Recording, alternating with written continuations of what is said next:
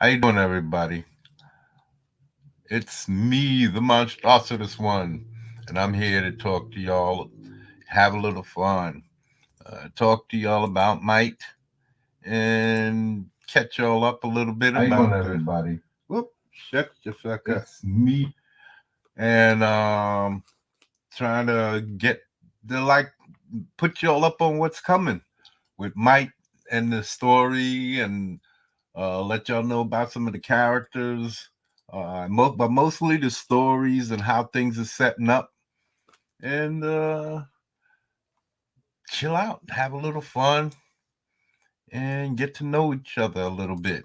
We're gonna check out some comic books on CG Tracker and Indiegogo. But for now, we're gonna bring up a little bit of might, because might is what we're talking about. I've been working on my inks, trying to get these drawings all inked up and colored.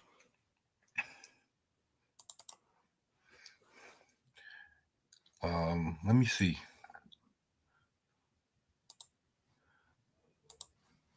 Yeah, y'all could see this too. Might as well. I have been working on different covers, right? And and I was thinking about putting them in front of some buildings and everything, but I haven't. There's a lot. You see, that's trying to get some kind of perspective because I want some canals or some tributaries or whatever you want to call them passing through the city, just like here. See, you got some. Come on, Shimon. Oh man, there we go. I got a lot of pictures on this one. That's why it's slow. So I was I was looking for some views that I can use to create my own city, and but designing a whole city is crazy. So I was just trying to design around um the Vedit building. That's the headquarters where Mike and the guys, all of the people, the dudes of the team, I guess you could call them. They operate out of that main area. And in the background, let me see if I can get y'all to see some of that. See, like in back here. Hold on, let me see what I can show y'all. What we got. Mm-mm-mm. See, I have all of these pictures set up. You see that I was thinking about putting the building up in front, and so that you could see the smaller buildings in the back, and then any taller buildings would be in the way back here. But these pictures aren't good. I need a horizon line that's high up, like up here in the building, so I could see. I wanted to show the top of the building, but now I think I'm redesigning it. That's another reason why because I was gonna put that on the cover, but now I'm thinking I shouldn't because I don't know.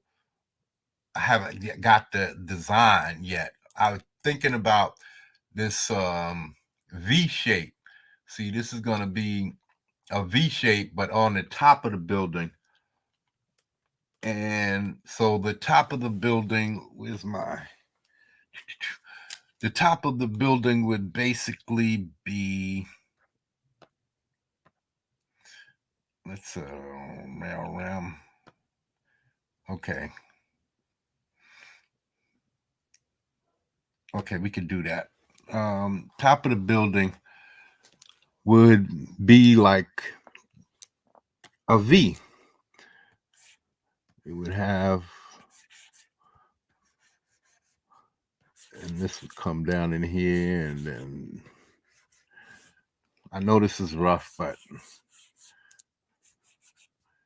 so if you're looking straight down from up top above the building, it would look like that. Probably has some other shapes underneath, the roof, but mainly it would look like that. And then over here, what you see here is where I was gonna have the, cordon off from the rest of the building, because down below here would be like a vault. There's going to be a vault, and then there's going to be high security cells for prisoners for temporary uh, confinement until they get moved to maximum security location where there's, specially built for superpowered beings.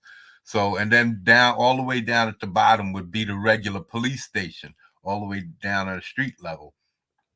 So, and this would be like a square or a plaza, and just the police and the VDIT would they be working that, and all the way in the back out here. Let me see if I could show you one of these that would set it up even better. That one. See, I got all of these buildings to try to see where I wanted to place the VDIT tower. See this slant right here? That's what I'm thinking I'm gonna do instead. I'm thinking, hold on, let me take this away. No, not that, this. Let me, so now instead of the building being flat like that, I'm thinking about having to, I keep having to redesign, because, and that's why I don't think I could put the front in I can't put this on the front page or on the cover, because I haven't really finished designing the building yet. So now I'm thinking about doing the V sort of like this. So, and then it would be like straight up and down on one side, and something like that. And it would be tilted up on the other side. So it would have, like, you can see it from the street on one side and you can see it from the air on the other.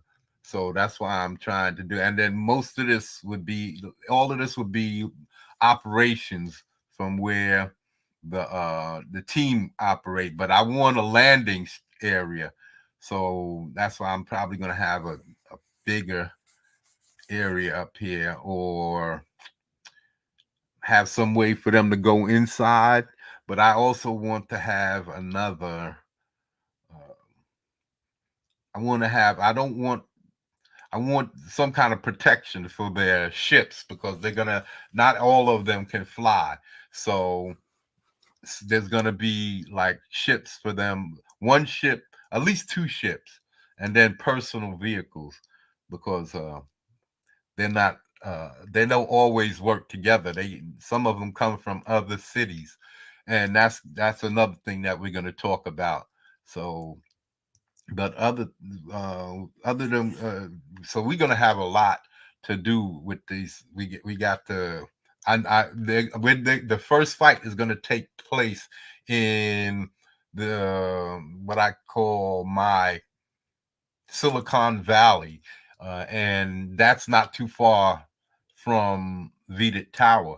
And there's an explosion, and they see the explosion. Well, first there's a disruption in the Diamond District, and they can see it on their monitors. There's people destroying stuff, so they say, "Okay, this is it," because they know that somebody is coming from a gang, are coming. This high profile, well, to the underworld.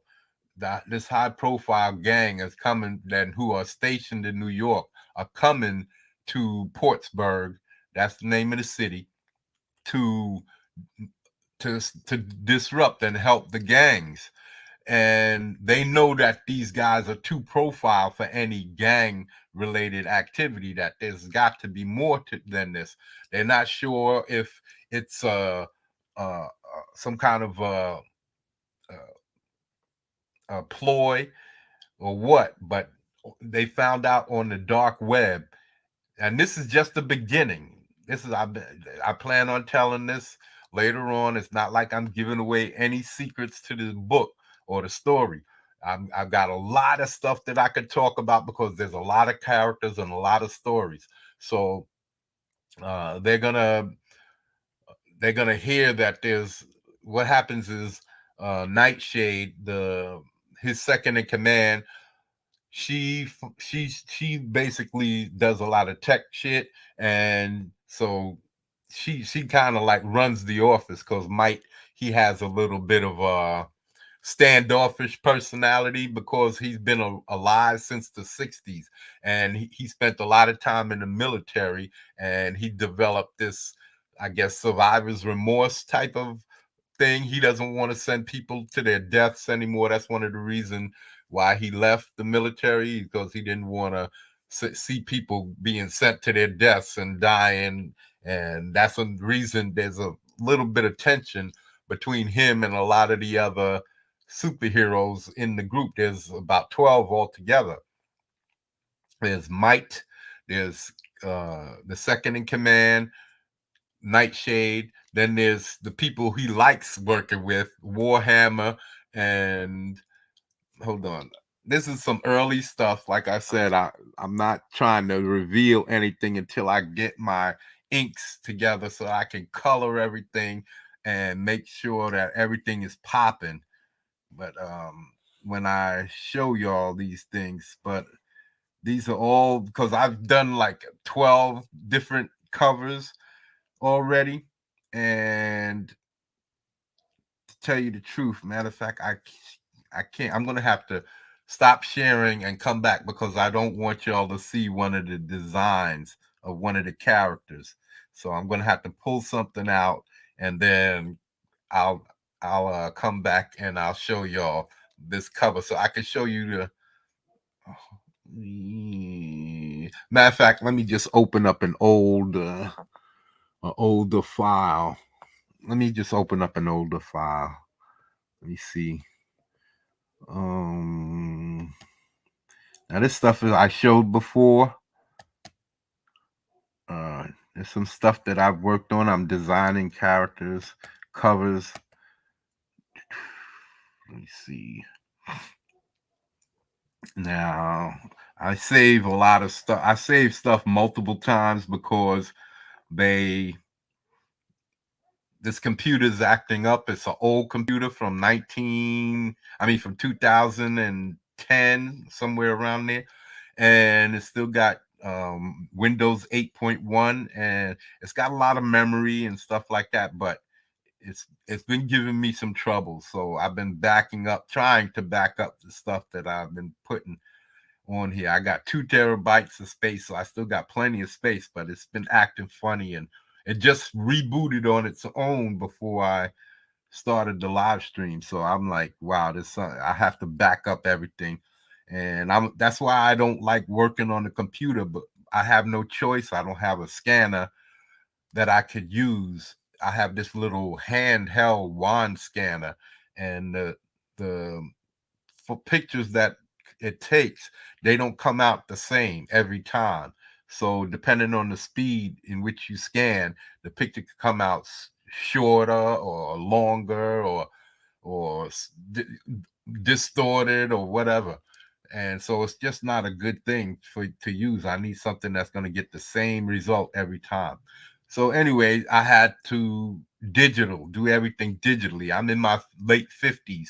So I'm used to paper and pencil. So I have to learn now, not only because I used to draw all of the time. Let me show y'all some of my early stuff. Let me show y'all. We can, this is the perfect time so I could pull this character out and do all that. Elmer Ram.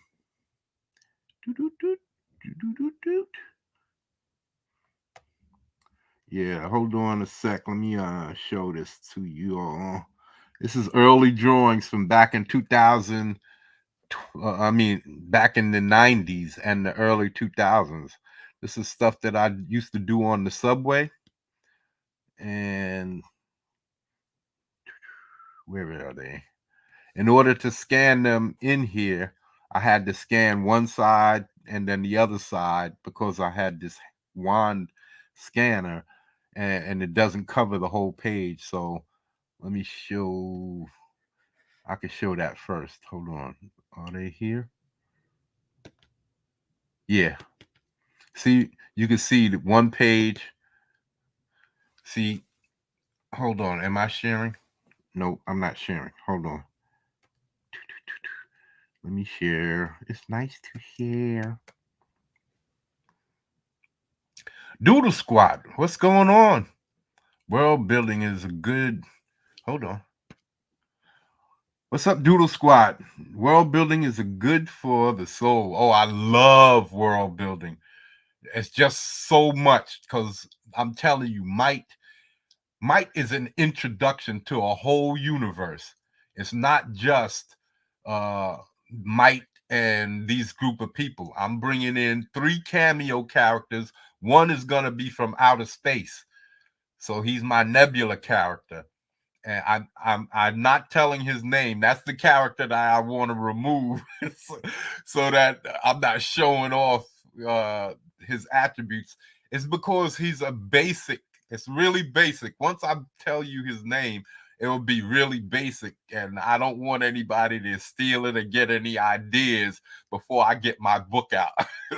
I'm being selfish and I don't want to share it. So I call him my Nebula character because he was created in a nebula. There's 3,000 nebula in the or nebulae in the Milky Way. I looked that up on online. I found out that there's 3,000 nebula so that I can have a bunch of these characters all over the galaxy. So this character, he's going to come in and he's going to be somebody who's from Earth, who was changed into this new character in order to do another thing. I'm going to be talking about him too a little too. I'm going to talk about the 3 guest stars. There's going to be 3 guest stars who can spin off into their own books. So that's what I'm going to be showing you guys. I'm going to be talking about those guys. These are drawings that I did, and these are the sketches straight from the pads these are actually advertisement signs that go inside the buses, and I just flipped them over, folded it over. They were 11 by 28s, and I folded them over into 11 by 14s. And so I flipped them over and I would draw on them. So this is basically them. And you can see one half that I scanned. And that's my book. This is a Bible. This is what I call my Bible. There's 3 composition notebooks that's tied together. And they got nothing but character names, city names, monster names, group names, kids names, all superheroes names of some possible, because not all of them are flushed out. They're just names. Say if I have 1,000, there's about 100 with a little bit of writing next to their names that I've looked up. But sometimes they just like a character that I call blackmail. I don't have to write anything next to that because I know what male means and I know what black means. So I don't have to write anything. Male means armor and black means black. So I know it means black armor. So all I have to do is create a character, which I've already done, and I'm going to show tonight because he's going to be coming way down in the future of the Mike comic books, because I have all of these comic book characters in this book. I can pull out characters. That's why I'm going with Mike, because Mike wasn't even one of my favorite characters. He's not in a character that started creating characters back in 83, 81, somewhere around there. And those characters like Blackmail, Mega, and a few others that I can't mention their names for the same reason why I can't mention the Nebula character's name. But the same reason why there's a lot of characters in this book that I'm not bringing out first, because I was afraid that telling names and showing characters could possibly get online on YouTube and stuff like that could possibly get my character stolen. So I didn't want to do that. So I started pulling names that I didn't write anything next to. I didn't have any descriptions for, because those were the characters that I didn't work on. So I wouldn't have any attachment to them. But as soon as I started creating and writing and creating stories and designing them, all of a sudden I started falling in love with them. So if anything happens to these characters, but look, watching Ethan and them talk about the characters and talk about how that if people try to steal your work, that it's stupid, because you have the story. They might be able to steal a look or a design, but you have the story. Once you come out with your story, you're going to blow everybody else's out of the water, and everybody will know whose character is whose, belongs to whom. So that's why I said I started talking about it, but I had already pulled all of these characters out and started working on them, and it made sense to bring these characters up, and then I could kill off some of them.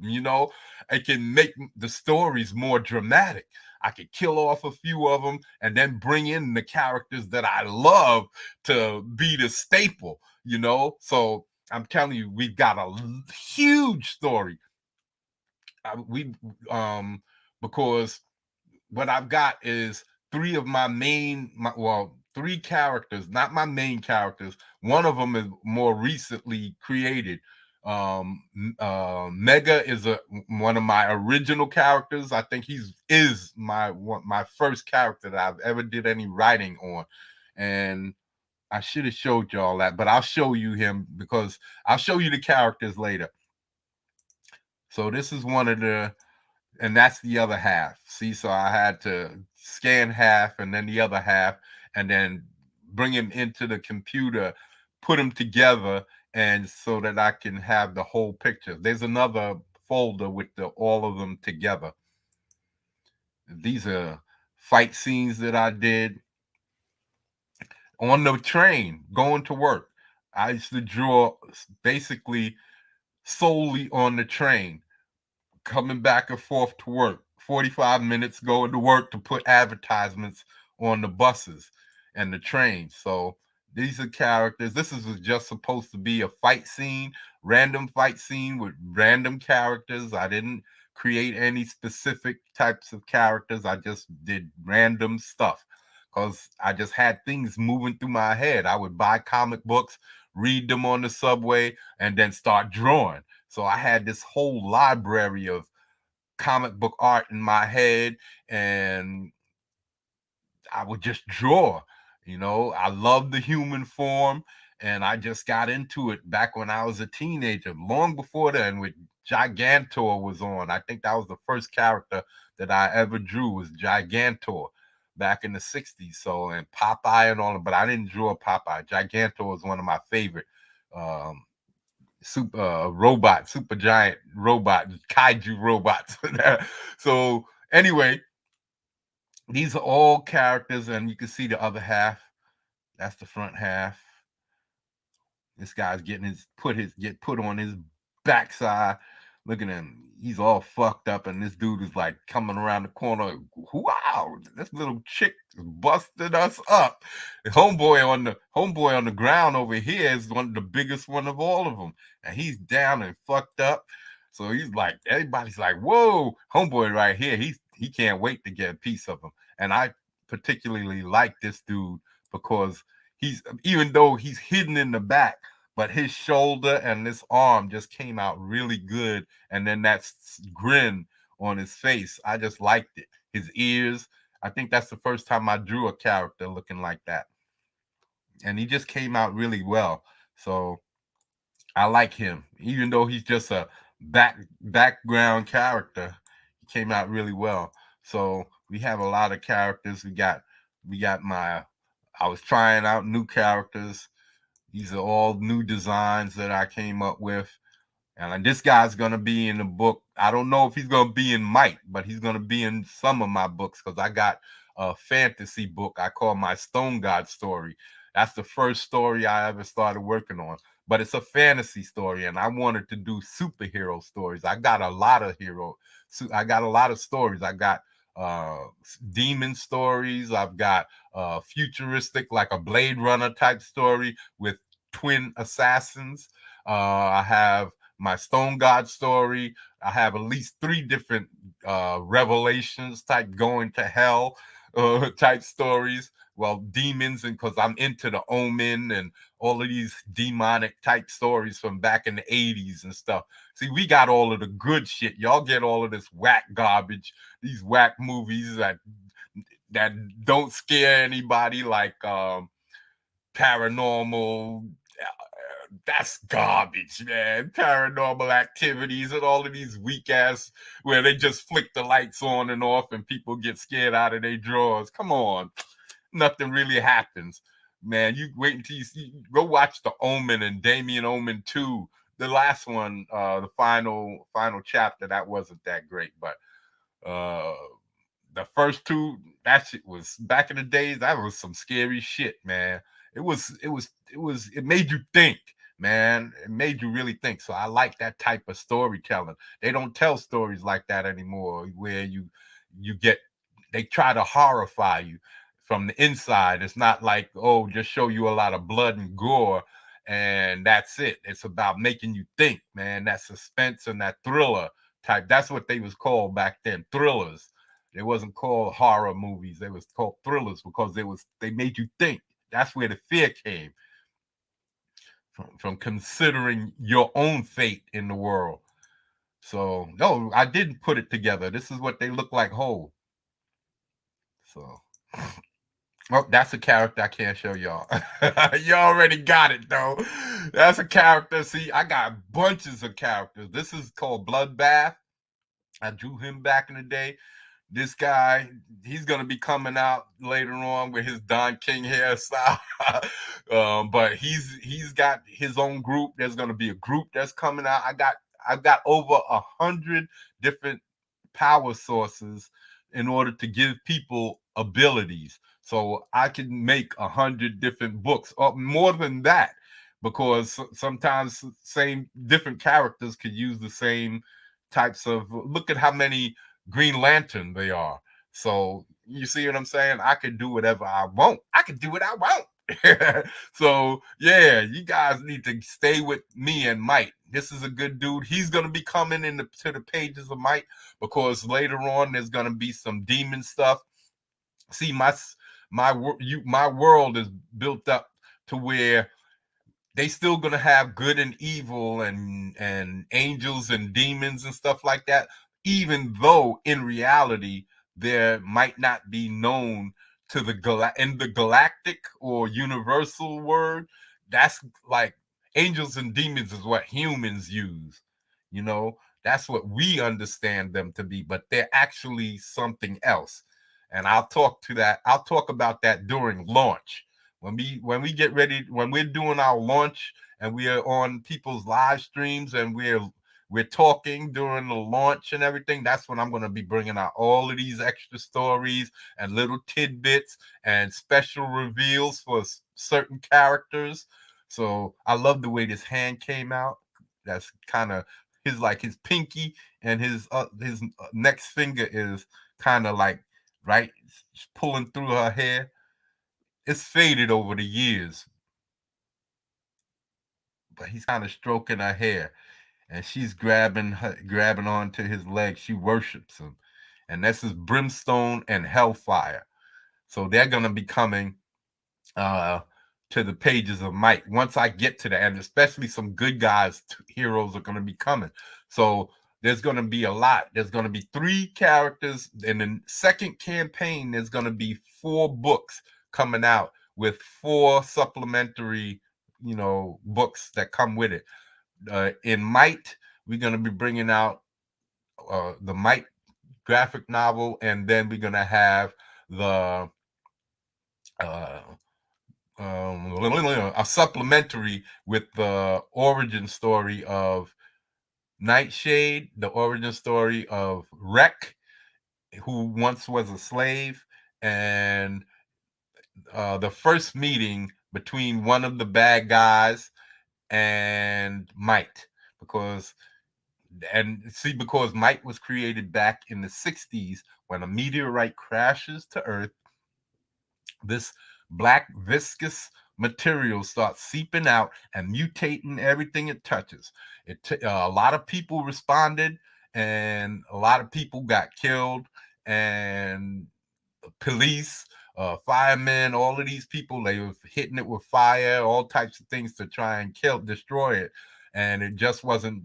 Superheroes were getting engulfed in this shit and losing their lives. So what happened was the government had this program that they had, because they found out about atomic energy in the 40s, and in the 50s they found particle energy, and that's when they created, during the late 50s, they created this program because there's more what in DC they call their characters metahumans.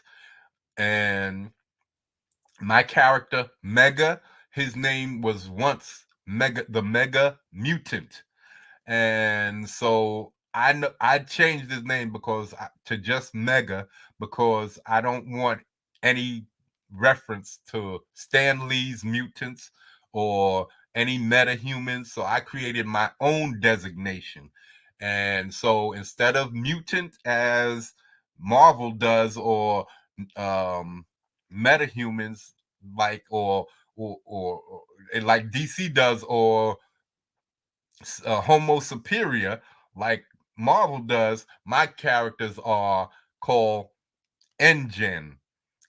Capital N, capital GEN, means neo genetic or next generation human. So NGen for short. The NGen are my superpowered beings, and even superpowered or they're naturally superpowered or mutants. But their powers back in the 60s were very, very faint.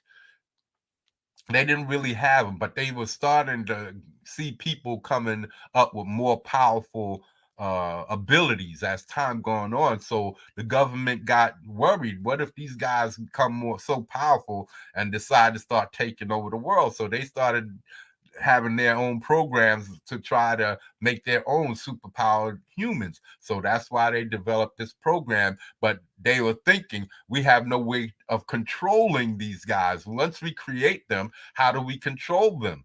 So they mothballed it, because they don't want to make no superpowered beings to stem the tide of NGen humanoids.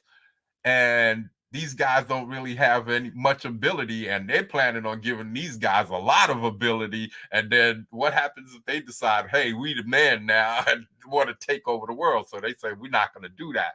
But so they in the 60s, after this thing, the substance, that's what it's known as the substance, crashed to Earth out of space, and it's like oil, a black tar. It's like a tar.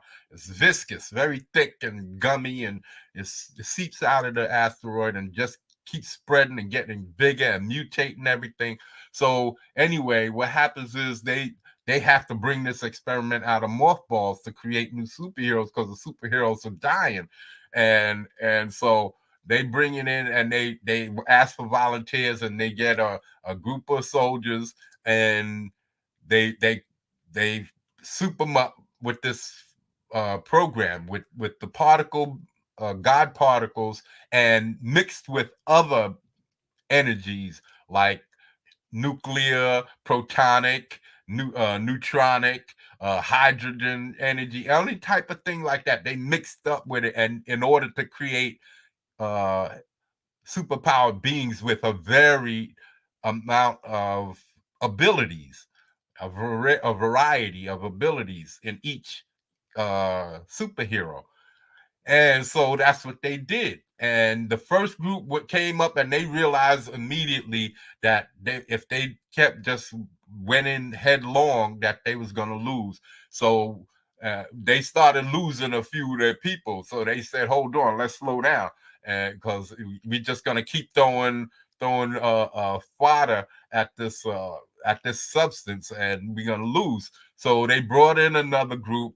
They were black, because remember, this is back in the 60s. There's more of that racism stuff. So it's like the Tuskegee Airmen. They had a group of well-trained men who were great at their job and proved themselves, and so they brought these black dudes in, and Mike was one of those in the second group. So they with the black and the white dudes together, they both went in, and but first what happened was they knew that they couldn't just go in headlong, and there was another dude called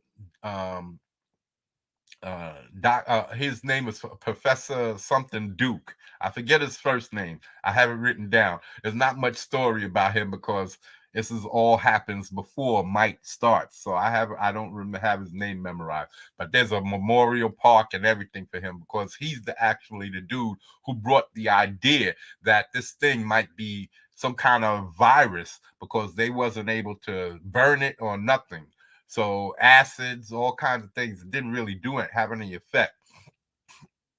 So what they did was they Mike was brought in, or no, this doctor came to the military, and he had a latent ability of his own. He was also an engine. So let me I could keep flicking through these pictures while y'all. So he is also this is a character from my Stone God story. He's gonna be one of the creatures that I create, sort of an ape. Remember, I did this way back in the early 90s. So, and this is the last time I've inked. This is the last time I put ink to paper. So and now I'm learning to ink again, and this is pretty good. It's different because I'm having to do it digitally, and digital is way different from paper. It's way different. So anyway,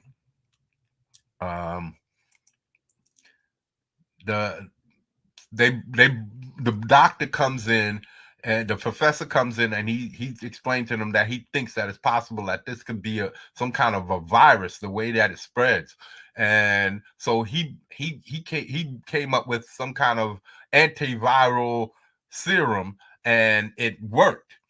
It worked to a certain extent, so he had to modify it, and then they got it working, and they finally found a way to go in there. But they knew that they had to go into the center where the meteorite was, because what was happening is that the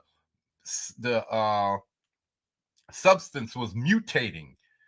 It would come out, absorbs the ground, anything it touches, start mutating it, and kind of travel back to the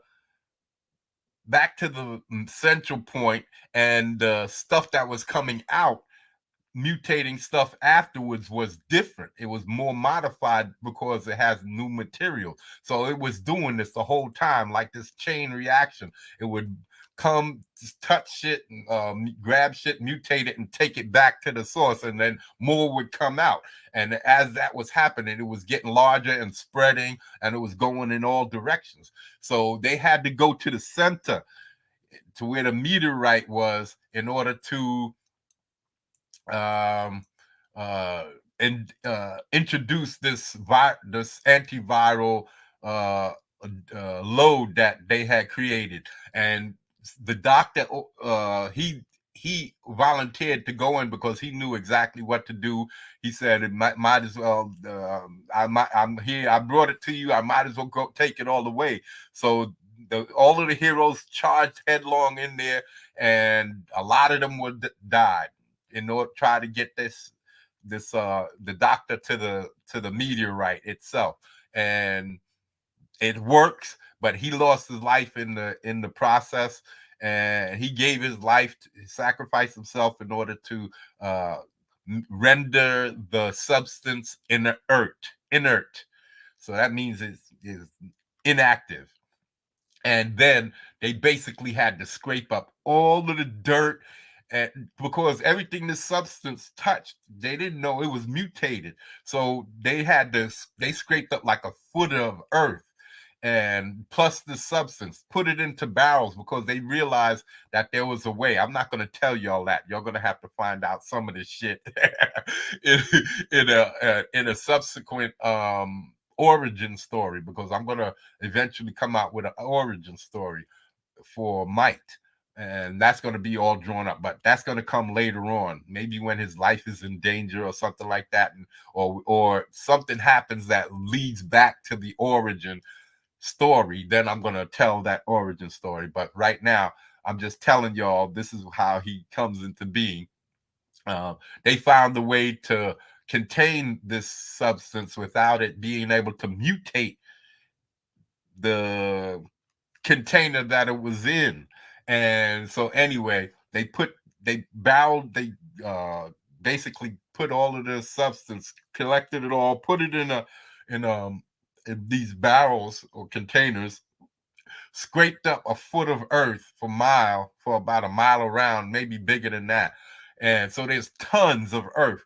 And they was gonna just put it on a ship and ship it into the sun or something like that. But they had tried to torch it and it didn't work. So they didn't want to cause any type of a bad chain reaction in our own sun. So what they did was they started building uh, a massive space station where they could store all of this stuff, tons of earth and rock and everything, and the substance, and keep it safe. They had military. They had built a base in that area, a military base in the area where the substance had landed or impacted and was doing its thing. There was a now in present day there was a military base out there that's watching for anything, because you could say things happen. There were several things that happened from the 60s to the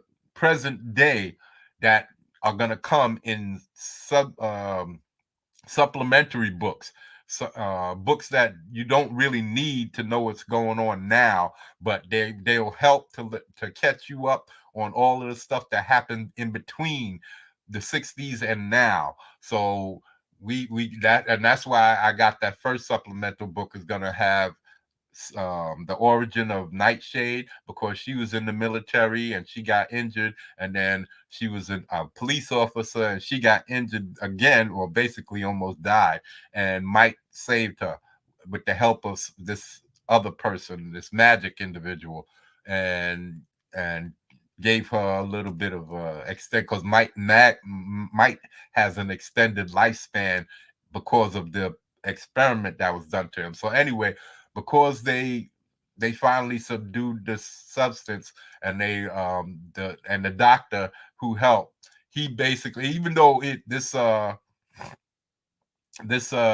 incident happened downtown in the in the southern region of Portsburg, and I'm going to show you on the map, because I was making a map of Portsburg and the two twin cities that kind of work in collaboration with Portsburg, because Portsburg is a major port city, and the other two cities, one is a farming city, so it's a little smaller, and then another one that's where they got a rival to my Lex Luthor type character. So you're gonna see there's gonna be a lot of story, because all these characters that I pull in, and these characters bring in stories of their own. So we've got see, this is a characters that I just random drawing. This is back in the day. This arm right here is way too thick and muscular. I was drawing women a lot more muscular back then, and now I eased up on that musculature, so they're not as rough looking. And I was terrible at faces. I was terrible at women's faces. So you can see there's a couple of drawings where one face where I hid the drawing, because everybody came out well except for the face on the female, so I hid her face with her shoulder. This character in the back came out really well. again, just like the way he looks, the legs, the shape of the legs, the shape of the arms, the shoulder. He had this little tail right here. He got like fur up on his back, and he's just some random character I threw in there, and he just came out really well. The shape of the mouth, everything came out really well. So I've been trying to recreate, and this one didn't come out that well at all. This one didn't really come out that well. So, and then you see there's one in the back here coming up. Yeah, I was really trying to develop my techniques and everything. This is another dude who's going to be coming to the pages. He's more or less like my Hulk. He's my I guess I would call him my Hulk. His name is Death Grip. So he's going to be making an appearance. This is going to be down the line. Uh, like I said, I got tons, thousands. In that book, the Bible, I got over 10,000 character names. So, and there's no way I'm going to be able to get to all of them. No way. So, I've got plenty of characters, plenty of names that I've already started developing and got abilities and all of. This guy's going to be making an appearance when Blackmail comes in. There's a whole string of characters that's going to be coming in with Blackmail because he's going to be a major storyline. He's going to have his own book. There's going to be all kinds of gods and different things coming with him. It's going to be a major event. And I think the bad guys are going to show up first, and then I'll have Blackmail come in after to help save them from. But yeah, man, this is going to be a major event. I got characters up the ass coming from all over. These are all old. Look, you can see from 2004, 2001, 2001. That's me, Jay DeLille, the artist, creator, writer. So these characters are all going to be making appearances, man, later down the line. That's why I say I know these stories. This is not going to be one book. We're talking about 20 years down the line. I'm still going to be doing Mike because these characters, I already know what's coming. First, there's going to be the whole situation with what's happening on Earth. I have to build that up first to tear it down because we've got these at least two Illuminati groups that's at war with each other in the background of the main storyline. And you got to remember, they're fighting for dominion of the Earth, and they control shit. We don't know. It's like the usual suspects, where Kaiser Soze, if Kaiser Soze, you didn't know you was working for him, but he would come and punish you if you fucked up, right? So that's what these guys. You don't know that you working for some super hidden elite group of people. Nobody knows, but there are people all over the place that report to people who report to people who report to people that gets back to these Illuminati groups. They know it doesn't matter what walk of life you come from. They got somebody that reports to somebody so that they know and they control shit. So there's going to be this war that's going on between these two Illuminati groups who are in charge of running the world, right? And they're fighting for the dominion, the dominance. And so, these are some of my demon characters that's going to be coming in down the line when I introduce the demons and all of that. And look at Monstrous. This was the name that I was supposed to have. This name was the name Monstrous. That's the name I was going for when I first made my channel and my Twitter account. But somebody else had Monstrous, so I had to add Monstrositus. And so I just put it in my Bible as another name under my X characters, because I have an X character and I have X characters and I have Rex characters. REX, like Shane Davis, but I didn't steal it from him. I did this way back in the day. So in the like late 90s. So I started writing the Bible in 95. So somewhere in the late 90s, I got around to my Rex characters, and these are like a group that all belong to each, like like an organization. They kind of work together, and you got to join them and become a Rex. Is I think his Shane Davis's Rexes have more to do with having some kind of fighting, not simulator, stand-in, like their avatars, and they fight. They kind of do the movement, but the avatars fight for them, and that's what the Rexes are. That's what I think they are. So mine's is totally different. I created them way back in the day. I've got a lot of characters and a lot of group names, like a lot of categories where I could either pull one character out and make him an individual, or I could say, well, he belongs to this group, like the Rexes. And so I have a character who's going to be one of the main. He's not going to be one of the main dudes, but he's going to be one of the rogues galleries. He's going to be one of the rogues gallery dudes in Might, and his name is Skullduggerous Rex. See, so he came from the Rex category, and I was thinking that he might not even be a regular Might character, that I might have him fighting one of my magic dudes, because I got a group called Black House who fight with magic, and every once in a while a character comes from them and to help Might, and that's what's going to happen in the beginning of the book. There's going to be this big fight, and then they're going to talk to, because they use magic portal to get away. They're going to be he's going to have to go to Black House to try and get somebody to help them track that portal where it went. And because what happens is, well, we'll get to that. So I'm losing myself, but we bringing in demons and stuff. So anyway, so back in the 60s,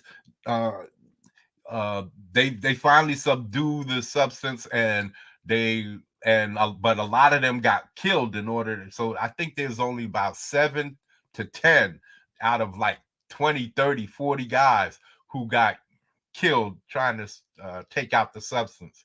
But the 10 or so who live, there's gonna be a book, a supplementary book somewhere during one of the campaigns down the line.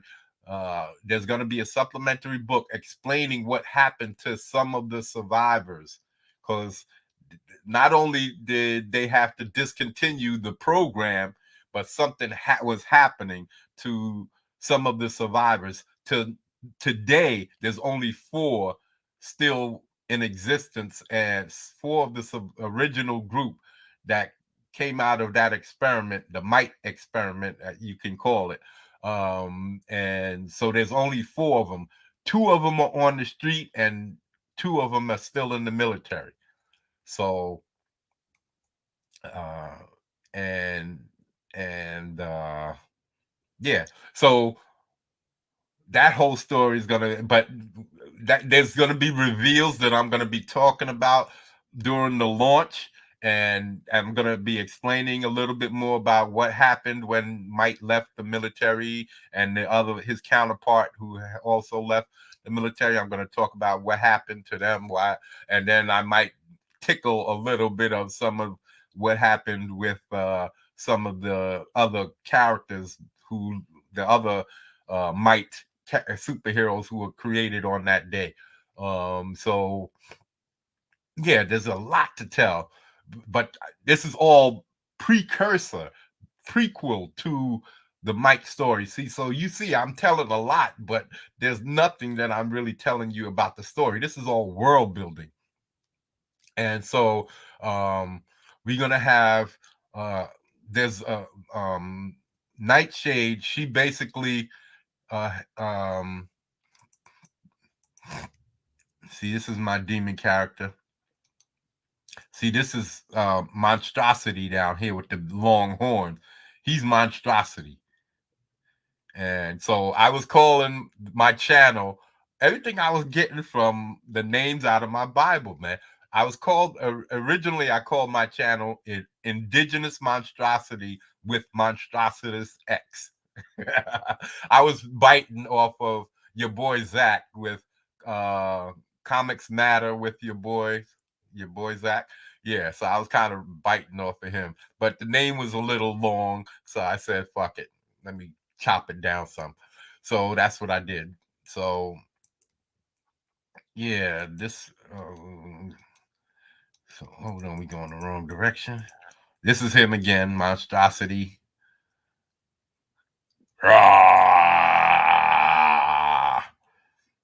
So I'm trying to. So anyway, and again, he's gonna be part of my demon story. This is gonna come with another superhero. He's gonna have his origin story told in the pages of Might, just like Mega and a character called. He's not one of my original, but the character that has to do with my demon stories. Matter of fact, I have a several. I got a group of characters, and then I guess both of them are groups, but there's one in particular, his origin story, that's going to come out because he's basically, you could say, he's going to be helping an angel, what we think of as angels, and and he's going to get powers because of his efforts.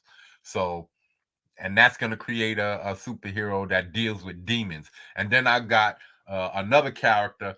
This is another thing I wanted to say for people who invent names for characters. Please try to make them smooth sounding. Let one syllable flow into the other, one consonant flow into the other, so that you don't have words that sound all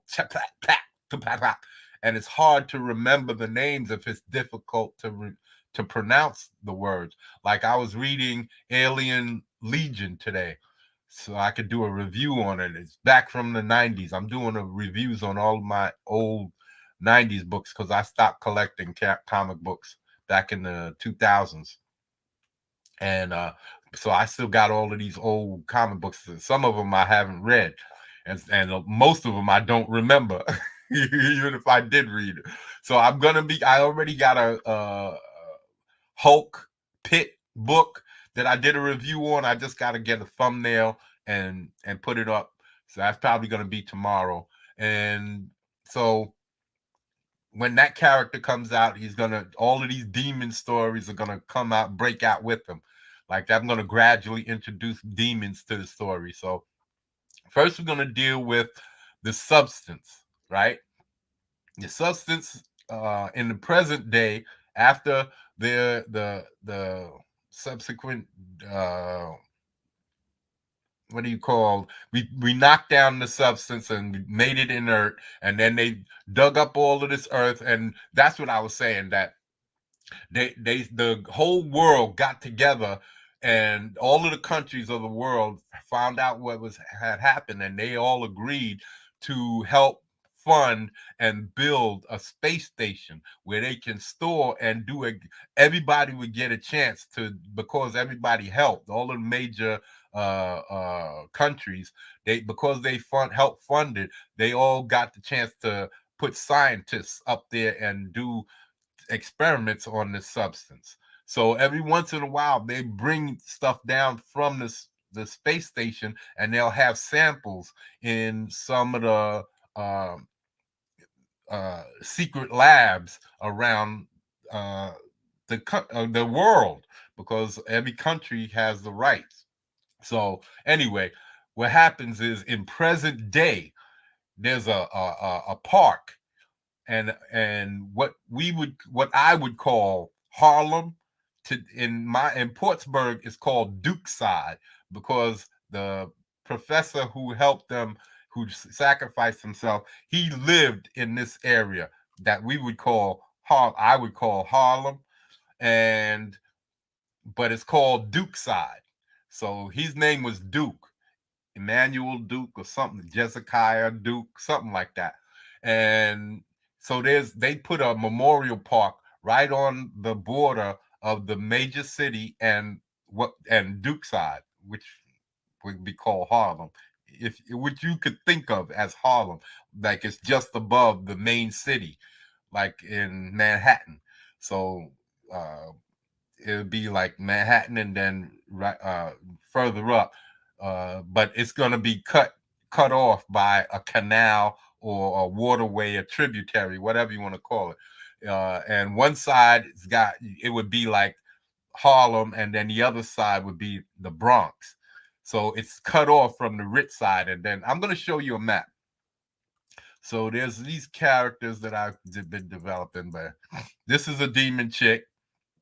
She's going to be coming in with her demons. She's got about a bunch of abilities of power. I guess you could say she's something like the darkness, even though that I didn't think of her as a character. I wasn't ripping off the darkness. I did a little bit when I put these little creatures in there. I said, because I put these big dudes in there and then I put these little creatures. I said, that's like the darkness. I'm going to throw some of these little dudes up in here. So that's what I did. So that's where I kind of ripped off the darkness. So this is way back. I was about 15, 16 when I drew this. You could see the total difference in my art. And you could tell this is back in the 70s, because that helmet is Darth Vader. That's a straight up Darth Vader steel. So this is the character I'm developing. I don't know who he is. He might be Everman. He might turn into Everman. I have a character that he's one of the guest stars who's going to get their own book in the second campaign. The first campaign is just going to be Might and the supplementary book. And if we get a certain amount, if we get to like 20,000, something like that, I'm going to come out with a free comic book, the God Tomb. And that was just supposed to be a separate story with characters that get this tomb. It comes and goes. And when I was a kid, I lived up in the area. In my area, there's a veterans hospital, and when I was a kid, behind that veterans hospital, there were barracks. They were all derelict, and a lot of grown over. It was a lot of weeds and trees and stuff that was grown over. So in order to get to the barracks, we had to walk behind the hospital, go through this hole in the fence, and then walk through this like a little mini forest and get to the barracks. And we used to play in and out and around these barracks, play roundup and all kinds of tag and all of these types of games. And in one of the barracks, there was a hole in the floor, a big 10-foot hole in the floor, and you couldn't see down to the lower level. But I remembered that, and I said, what if there was a tomb down there and it was called to us? And when the kids, we was like in 8th grade, so we went down there, not in real life, but in the story, God Tomb, there was a light emanating or something that drew us down there. So we got a rope. We couldn't find a way to get down there, because we looked for a way, like a doorway that could lead us down there, because we wanted to know what was down there in real life. But we couldn't find a way, and we didn't want to get too close to the hole and fall in, because you couldn't see the bottom. So anyway, the kids in the story go down into the tomb, go down in the hole and find this tomb. It opens up and lets them in, and it shows them these altars, and a needle comes out of the wall, and basically for them to stick their hand and offer their own blood. And what happens is that they do it. One of them does it, and then the rest of them follows along, and they get powerful. They start getting abilities. They get strength. And anyway, they keep coming back and they get more abilities. I explained it on one of my live streams, but I'm not going to explain the whole story because I'm going to fold this story into my Mike's story, and I already did, and I'm going to explain to you how. What happens is the kids eventually they have to keep coming back, and they get, every time they come back and make an offering, they get more abilities until one, some of them don't want to keep doing it because it gets worse and worse every time, and they basically have to make sacrifices, and it gets worse and worse every time. But of course, there's always going to be that kid who says, fuck that, I'm going for it, and he keeps going and getting abilities, and the other guys who are weaker than him have to try and stop him. So that's what happened. There winds up being this big battle, and I'm not going to tell you who lives, but it's a tomb. So all who die, they wind up getting entombed in the tomb. It's a god tomb. So the tomb kind of creates gods and then entombs them because, it's been around for thousands of years and it's been doing this thing. So I meant it to be like a free book to give away every time with uh, Mike, the graphic novel. You'll get a free issue of God Tomb, and it would be like the Twilight Zone. Every episode, every book would be the tomb would show up in another area and do the same types of things, different but the same. It will offer abilities and see how people handle it. And if you died, it'll come collect your ass one way or another. So and bury you in the tomb. So how I folded it into the story, there's this powerful wizard-like character who helped Nightshade get saved her life and gave her abilities. He's hiding out on one of the islands outside of Portsburg. So we got these demons, we got these guys. We already showed that. This is a character. She's a captain of the guard in my Stone God story. This is from back in the days, man. Let me see. Delil, what year? 2000? Yeah. So from in 2000, I was creating the Stone God story, and it's got a lot because I focused. I was dead focused on just this story. I was creating all types of characters, just like I am with Might. I'm dead focused, and I have all of these characters, different groups and different locations. I made a map and everything for this Stone God story. I got all these huge creatures and all kinds of things. I was creating my own world because I'm on another planet. It's called Galagos, and I kind of got it from the Galapagos Islands. That meant it means one whole, and so that's what it's, one giant continent. It's like what do they call it? Primeval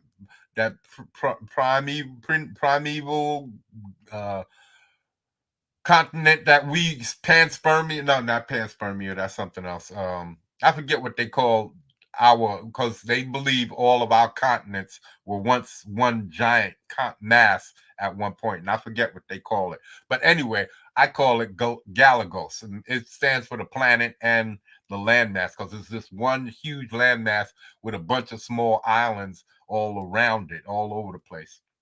So and there's rivers and lakes and all kinds of things that divide stuff up, but this is a spectacular story.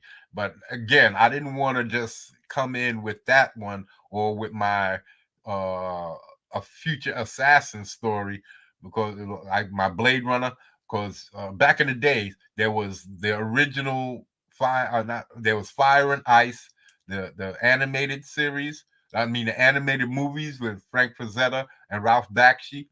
They made that movie, and the original animated movie called Lord of the Rings. Between those two and I forget what other. Oh, Conan the Barbarian. Between those three movies, that's what drove me to create the Stone God story. And then one other, an anime called The Record of Lodoss War.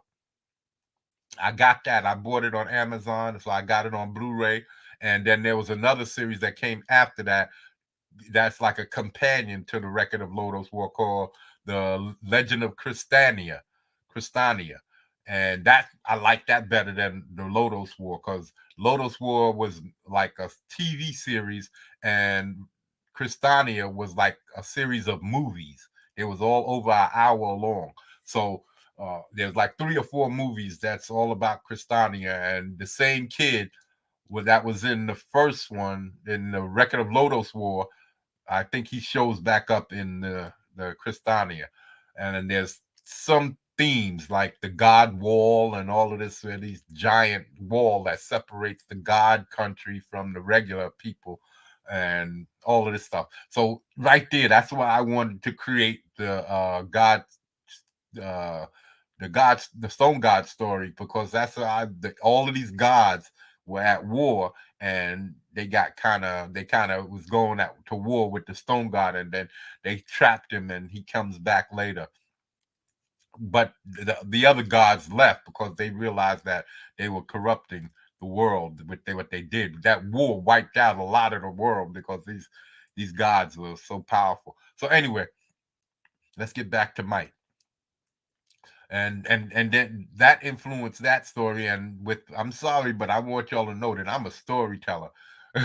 So my futuristic story, if you've seen Kurt Russell, my twin assassin, if you've seen Kurt Russell, Soldier, that's like a futuristic space movie, and Blade Runner, and then La Femme Nikita and 24.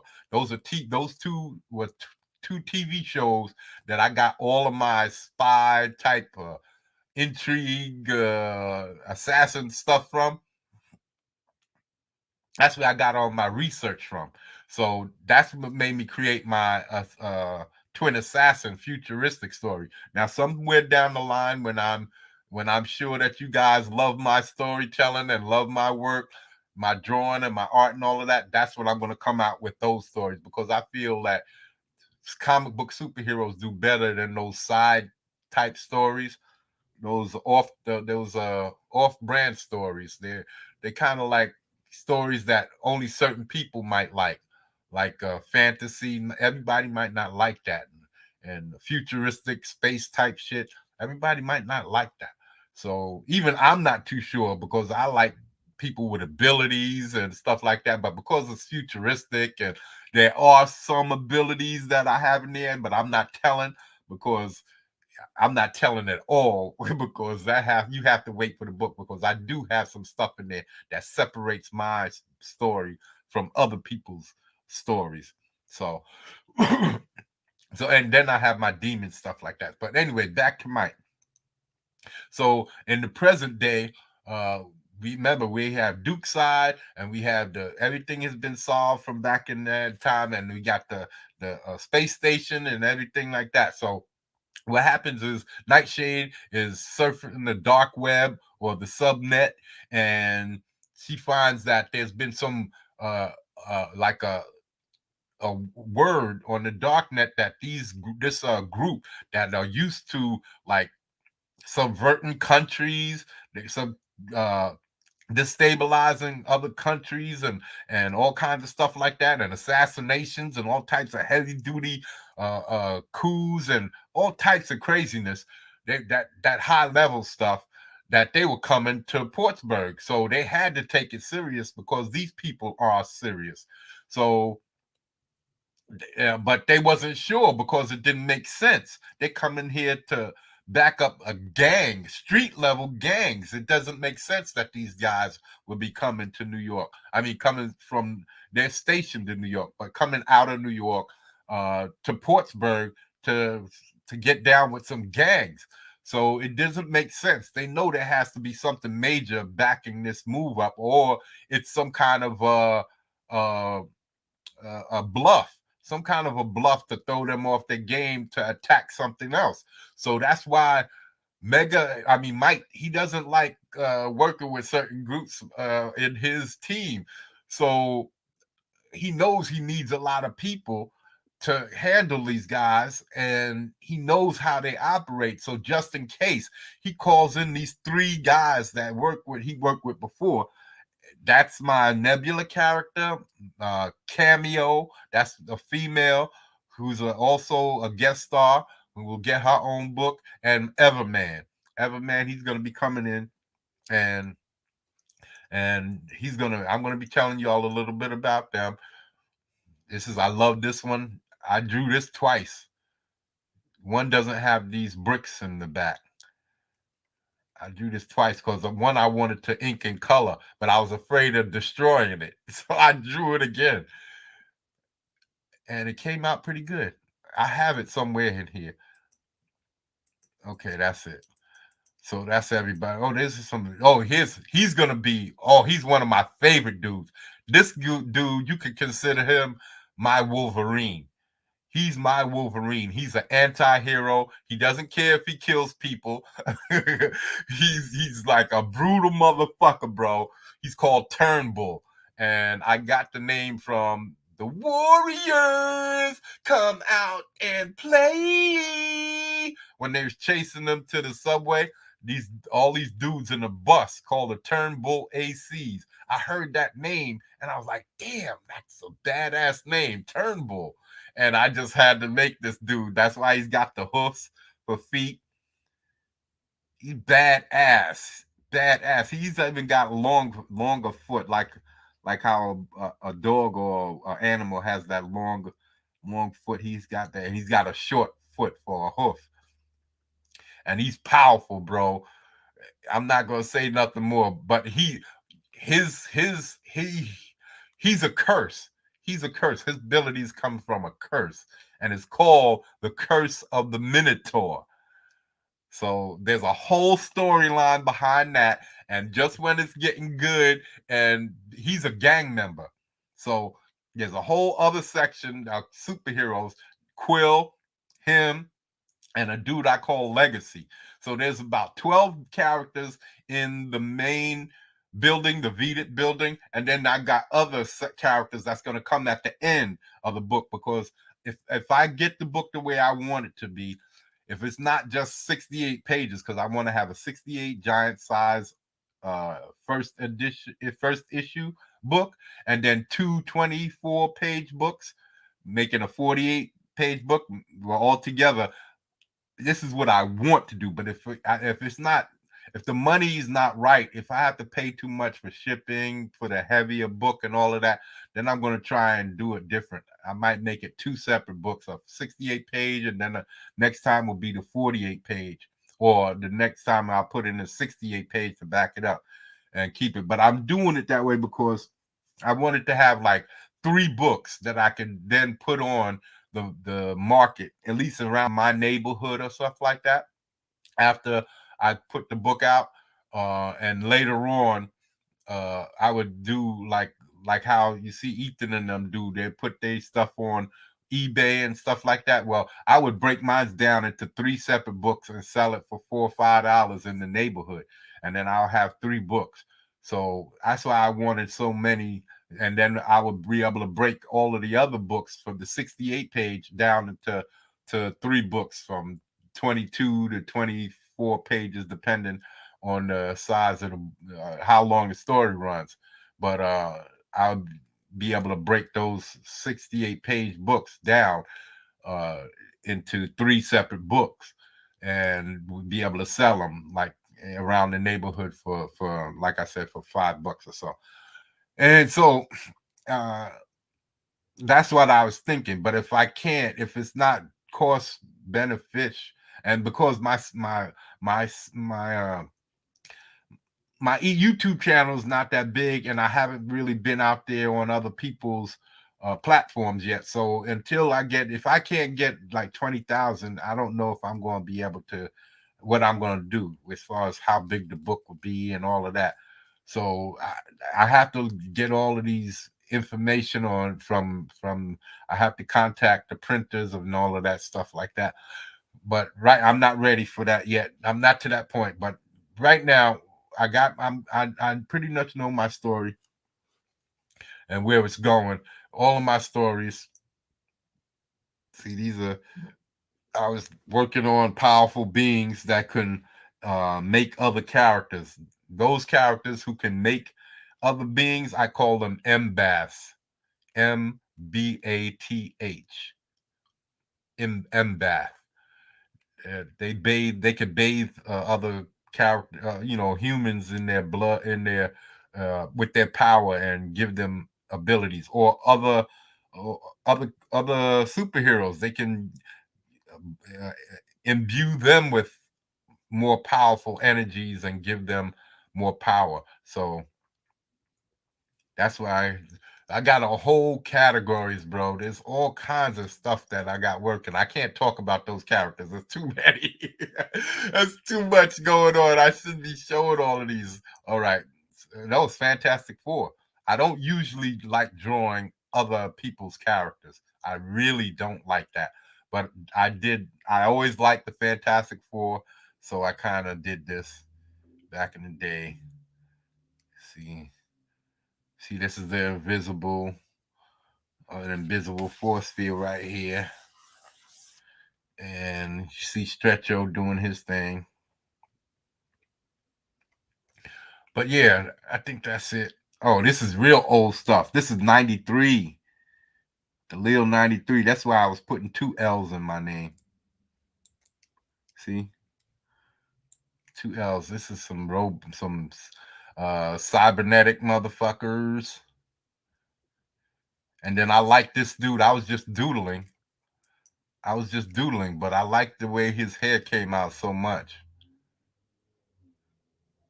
that I kept going with him. So I created this dude.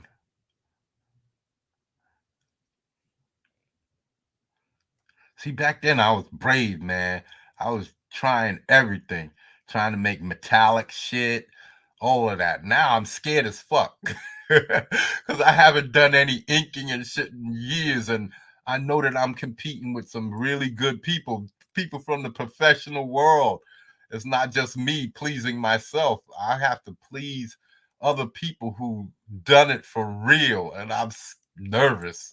But I'm trying to get my ink in there, man. I'm trying to do everything to where I can put my work out and be happy, bro.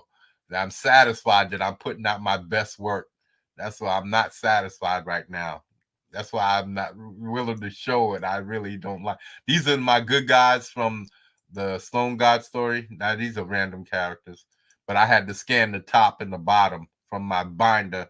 You can see the binder on the side. I had to scan the top and the bottom in order to get that.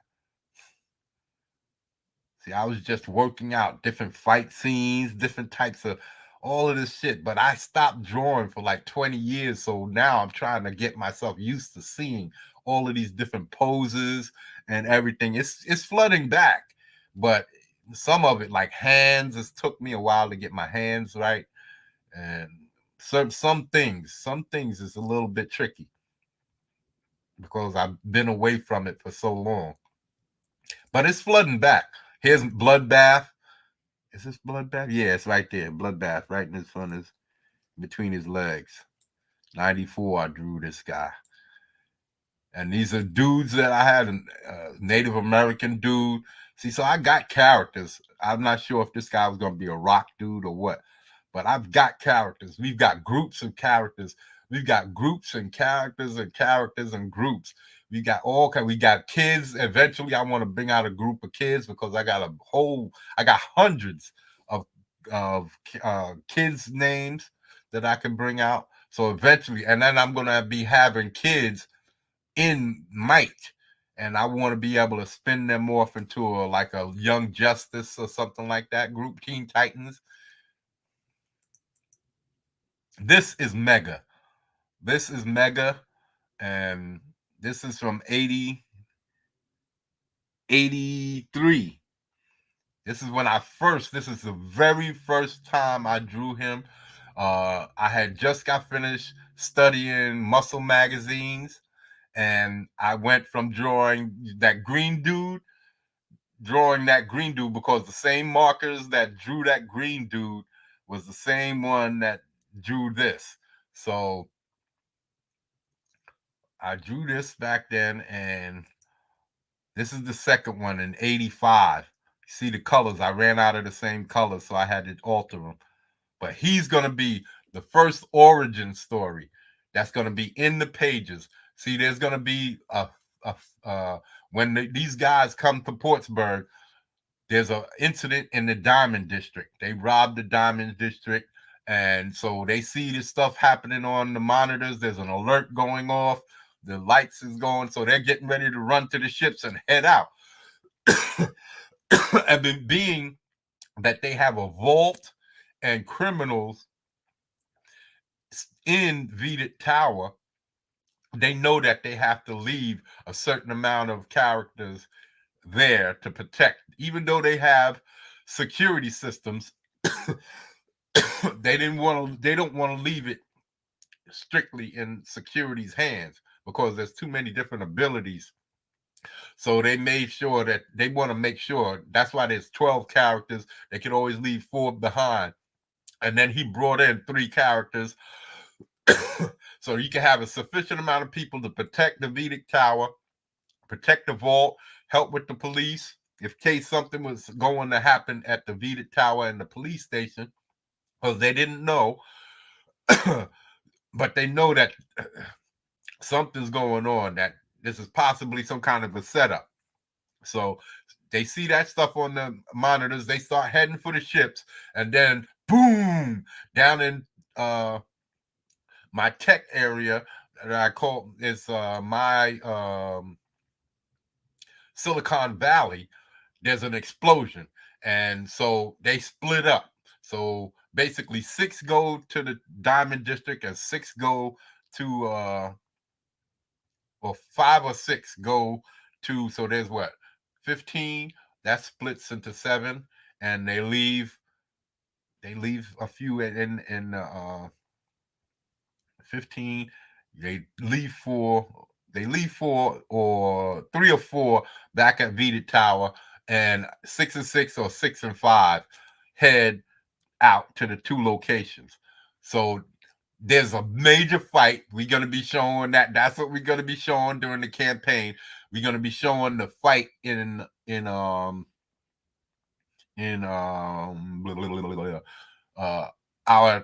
Silicon Valley area. It's like the East Coast Silicon Valley, and so that's what we're going to be having there.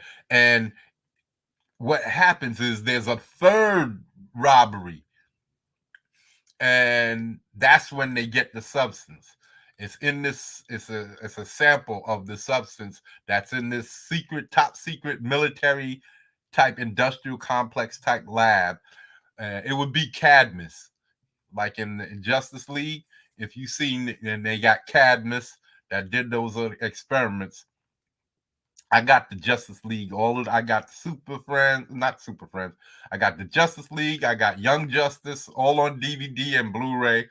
And I watch all of this stuff, and I have all of the animated DC animated movies, and I have all of the ones that were good. I make sure that I screen some of them out. But there's only like a couple of them that I missed, 2 or 3 of them. The ones that's more for the kids. But the early stuff, I got all of those, the early DC stuff, like Mr. Freeze and all of those, or the Mystery of the Batwoman, Cold, all of that stuff. I got all of those. And then I got all of the early Marvel, the Avengers 2, Hulk versus.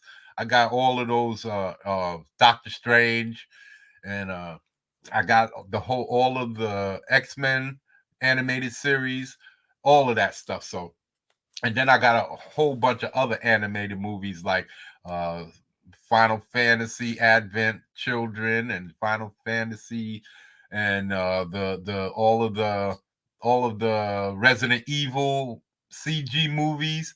I got Warhammer CG movie, computer graphic. I got all of these animated movies, man. I'm just a collector of animated stuff. I got Flintstones, Pink Panther, Johnny Quest, the not the Herculoids, the Conan, not Conan the Barbarian. What's the name? Thundar the Barbarian. I just got that not too long ago. So I got all of these animated series and stuff like that that I use to fill my brains with good action and all of this good stuff. And I've been like that for years. I'm still a big kid at heart, but I'm not that type. I used to hang out and I used to do some thugging back in the day. That's why I stopped drawing a few times. When my turn 19, 20, I stopped drawing through my 20s. And then I started again in the 90s, in my 30s. And then I stopped again when my mom's got sick. And that's back in like in the early 2000s. No, I stopped more like in the mid 2000s to late 2000s. I stopped drawing and stopped collecting comic books because my mom's was getting a little bit on the sicker side, and she wanted me to stay and help her. So I stayed home and helped her. So yeah. So anyway, we got back. We started. She helped me because she bought me some how to write books because I told her I wanted to write a book. So she bought me a subscription to how to write novels and Writer's Digest. It's called. So I learned a lot of stuff from that. And then watching in back in the about 2-3 years ago, I started watching Comicsgaters like your boy Zach, and it led to Ethan Van Sciver, and then I started watching them selling shit, and I said, let me get back into drawing and pull all my dust off my stories and shit like that, because Mike was originally supposed to be a story. I didn't really care for Mike that much. I didn't really care for him. He was a dude. See, this is another dude that I was trying to come up with. This is dude done before him. You can see the difference in the art. This is done way before, and this is after the muscle magazines. You can see the difference. I practiced drawing muscles from muscle magazines until I got it, and then my art just changed. In a year's time, I would say a year to 2 years, it changed. It just took a major shift. I'm not even sure if it was that long. So yeah, this is a character that's gonna come to the page. He's a rock dude. He crashes to Earth, and he's a rock dude. I'm telling you, we've got a lot of characters, and I think y'all are gonna love them all. This is another group that I brought in. This guy right here on the bottom here, that dude is the reason why I drew this picture. I just call them the Hit Squad. I didn't make up anything. This is the one where I hid the woman's face because I couldn't draw a woman's face that well. But this dude, I drew him down in the corner of a piece of paper, real small, and he came out so good. I colored him. I inked it and colored it, and then I said, let me make a bigger version of him. So that's what I did. And that's why I drew these characters. And now I call them the Hit Squad, and now I can't wait for them to come out in a book. Got the big black dude in the back. Got the big brother in the back holding down things. Telling you, man, I could draw anything. Anything in the human body, anything. I could draw that shit, bro. That's why I know. And this is in 98. I drew this. So that's what I said. I got back. I started making my Bible. I've got over 10,000 names now. Every time I watch a movie, every time I hear somebody, I put on the closed caption on the bottom, the subtitles. And when I hear somebody say a word that I liked, that sounded like it had a lot of action or sound dark or menacing in any kind of way, I would write it down, look it up, and then I jot down something next to it. And if it wasn't necessary to jot down something. See, this is the one I did. This is the second one I did. It doesn't have the bricks in the back. See? and the figures are different. And they didn't have the finishes. See, this guy had a knife in his hand or something like that, or his hand was more pronounced. I know I started putting weapons and stuff in their hand. Let's go back to Cali. We are going. See, yeah, there's the axe. There's the axe. See, and this wasn't copied. This wasn't like traced over. I just stood there and I redrew it. I just redrew everything.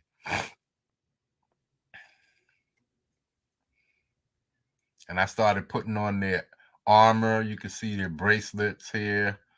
I started putting things, I put bracelets around hers, bands around her arm. I started adding shit, started slowly putting in things because I wanted to color one, ink and color one, and I never did get around to it.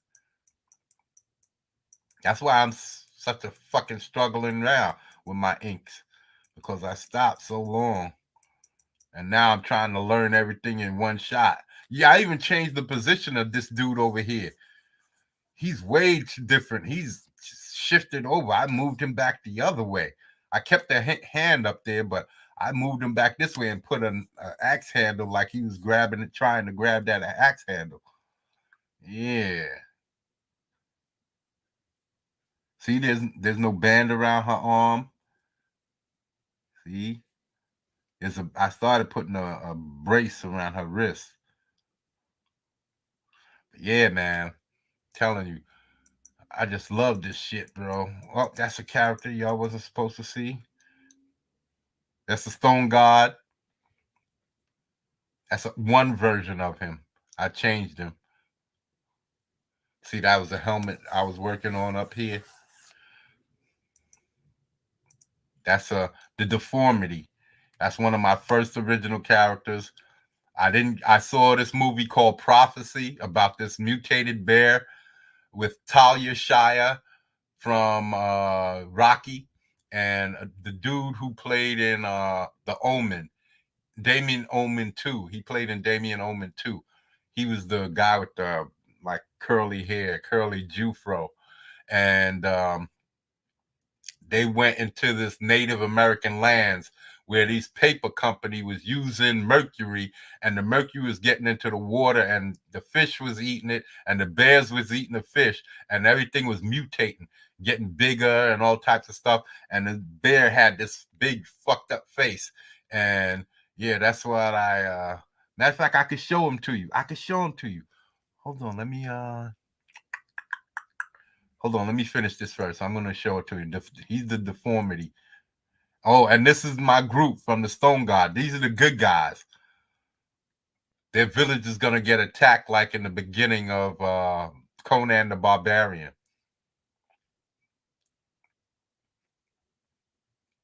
This is how I drew back in 95, 85. Yeah, this is back in 85. This is how I drew. See, I always had a little talent for it, man. I've always had. I just gotten better over the years. See, because I've always focused, even when I wasn't drawing, I would watch the UFC and just pay attention to the muscles and how they move. And I'm not gay, no homo. I'm not gay, but yeah, I learned a lot from just paying attention, true life, paying attention. You don't have to always be drawing; you just have to be observant, really.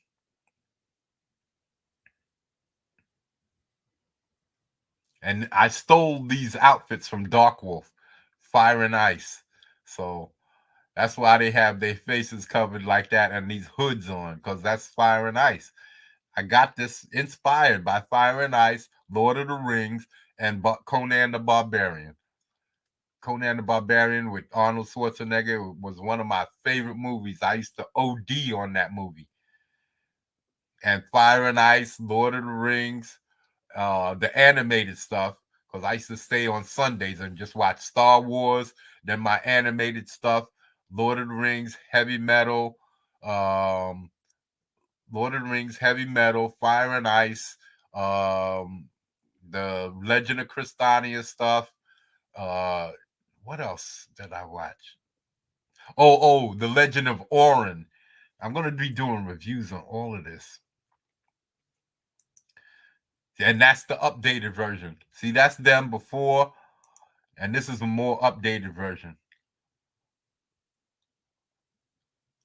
See this distorted character right here? That's that hand scanner. That hand scanner distorts it. It's fucked up everything over here. And that's what I mean. I can't do it. I can't use a hand scanner because it fucks it up. And then see, look at his leg. His leg is all fucked up. It just warps shit. So that's why I can't use that hand scanner. That's why I have to go completely digital. I'm a better artist when I'm with the pencil and paper, bro. Better artist. See, I know how to hatch. Look at that knee. I know how to hatch. I was learning all of this shit. But I'm struggling nowadays. I'm still struggling. I'm not finding a style that I'm comfortable with. And I don't want my stuff to look like David Finch or Jim Lee or any of that. This is Turnbull. This is the original version of. He was stocky. He's short and stocky, man. That's my original version. This is when I drew him. That other one was in 2001. This is in 93 when I was putting 2 L's in my name. Yeah. Yeah. This is how I want him to be short and stocky, like 5 foot something.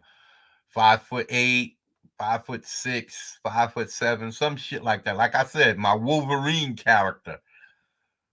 I even have him on a like standing on a cliff with his feet. You're looking up at him, and you can see the edge of his feet hanging over the edge of the cliff, and he's standing above on the cliff looking down. I have a drawing like that. Like I said, I was drawing my ass off back in the day, bro, and I could draw. There was no body position I couldn't put a human body into.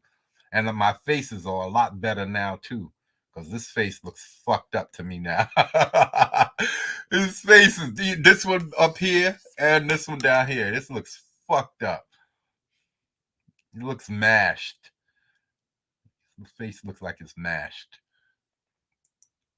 And this is the updated version. I still wanted him to look squat, short, and like up in here. I want him to look short and like brolic like a motherfucker. He just all kinds of diesel. But he's powerful, he's fast, he can run through shit. He ain't fucking around. I'm telling you, and he don't care about killing motherfuckers. He don't give a fuck. He's like I said, he's an anti-hero. He's a gang member, but they're the good guys. So I'm gonna have really good guys, good guys, and then I'm gonna have those good guys who are selling drugs and killing motherfuckers and doing all kinds of shit. They're telling you there's gonna be a rivalry between Might and my dude who leads the gang, who's the head of the gang. He's gonna be called Legacy. He's gonna have several names: Legacy, Uptown Warlord, the Urbanite. He's gonna be called a few different things, like from Game of Thrones. All of the dudes had like several different names. The Kingslayer, something else. They some dudes had several different names. They would call them, like the Bringer of Rain, and like in Spartacus, the Bringer of Rain, the Slayer of the Shadow. That type. So you have several different names. So that's what I wanted to give to Legacy. He's kind of like the Harlem or Duke side hero. He's kind of like an illegal dude, but they all praise him because of what he's done up there. Well, they attribute to him. They don't know that it's him, but they attribute it to him because the police aren't allowed up in Duke side anymore because there was a riot up there a year previous to when the story starts, either a year or two because I want it to be some time, and the police don't come up there. So sometimes the people go downtown and they rob shit and come back up. And there was an event where that happened, and Mike came uptown, and uh uh Legacy stopped the criminals, and Mike came there to take them back to justice, and he said, "Get the fuck out of here." But Mike didn't know what to do. He didn't know this guy. He didn't know what his abilities are. Why this kid is acting like he's gonna do something. He's gonna jump bad. And there was already attention from the police thing where they killed this kid up there. And so they didn't want, and the police, like I said, they don't allow police up there no more, because it was like how COVID now, the police said they stopped the police from going out up there because they was throwing rocks and threatening the police and all that shit. And so they was like, yeah, fuck that. Don't bring no more police up here. Fuck that. And the police was like, fuck that. We ain't coming up there. Fuck y'all. Right? So it kind of still like that. But instead of it degrading and going down, it's like it's been improving, and they've been stopping crime, and people still getting fucking high and all kind of shit, but they've been proved. People are buying up. It was a slum, like a ghetto, and people are buying homes, and they're getting like getting into corporate ownership partnerships programs with the corporations in the neighborhood, and everything is like getting better. And they are attributing all of this shit to this dude, because ever since he stopped Mike and all of them from coming up there, it's like everybody can do what the fuck they want. It's like freedom for once. They got jobs, they owning homes, they're getting ownership. There's like a food place up there that offered them to buy in, like a Costco, that offered them to own and run the shit, and partnerships. And these people are getting, paid. The local stores are being owned by the people instead of outside people owning the stores and stuff. So everybody's becoming more affluent up there, and they're keeping other outside gangs and stuff, because there are rival gangs. They've got to, and that's what's this is what's going to bring in some of the other stuff. Like I said, I've got so many stories, and this is just the opening. I haven't even really gotten to the story yet. So yeah, so Mike is there, and they get the message from.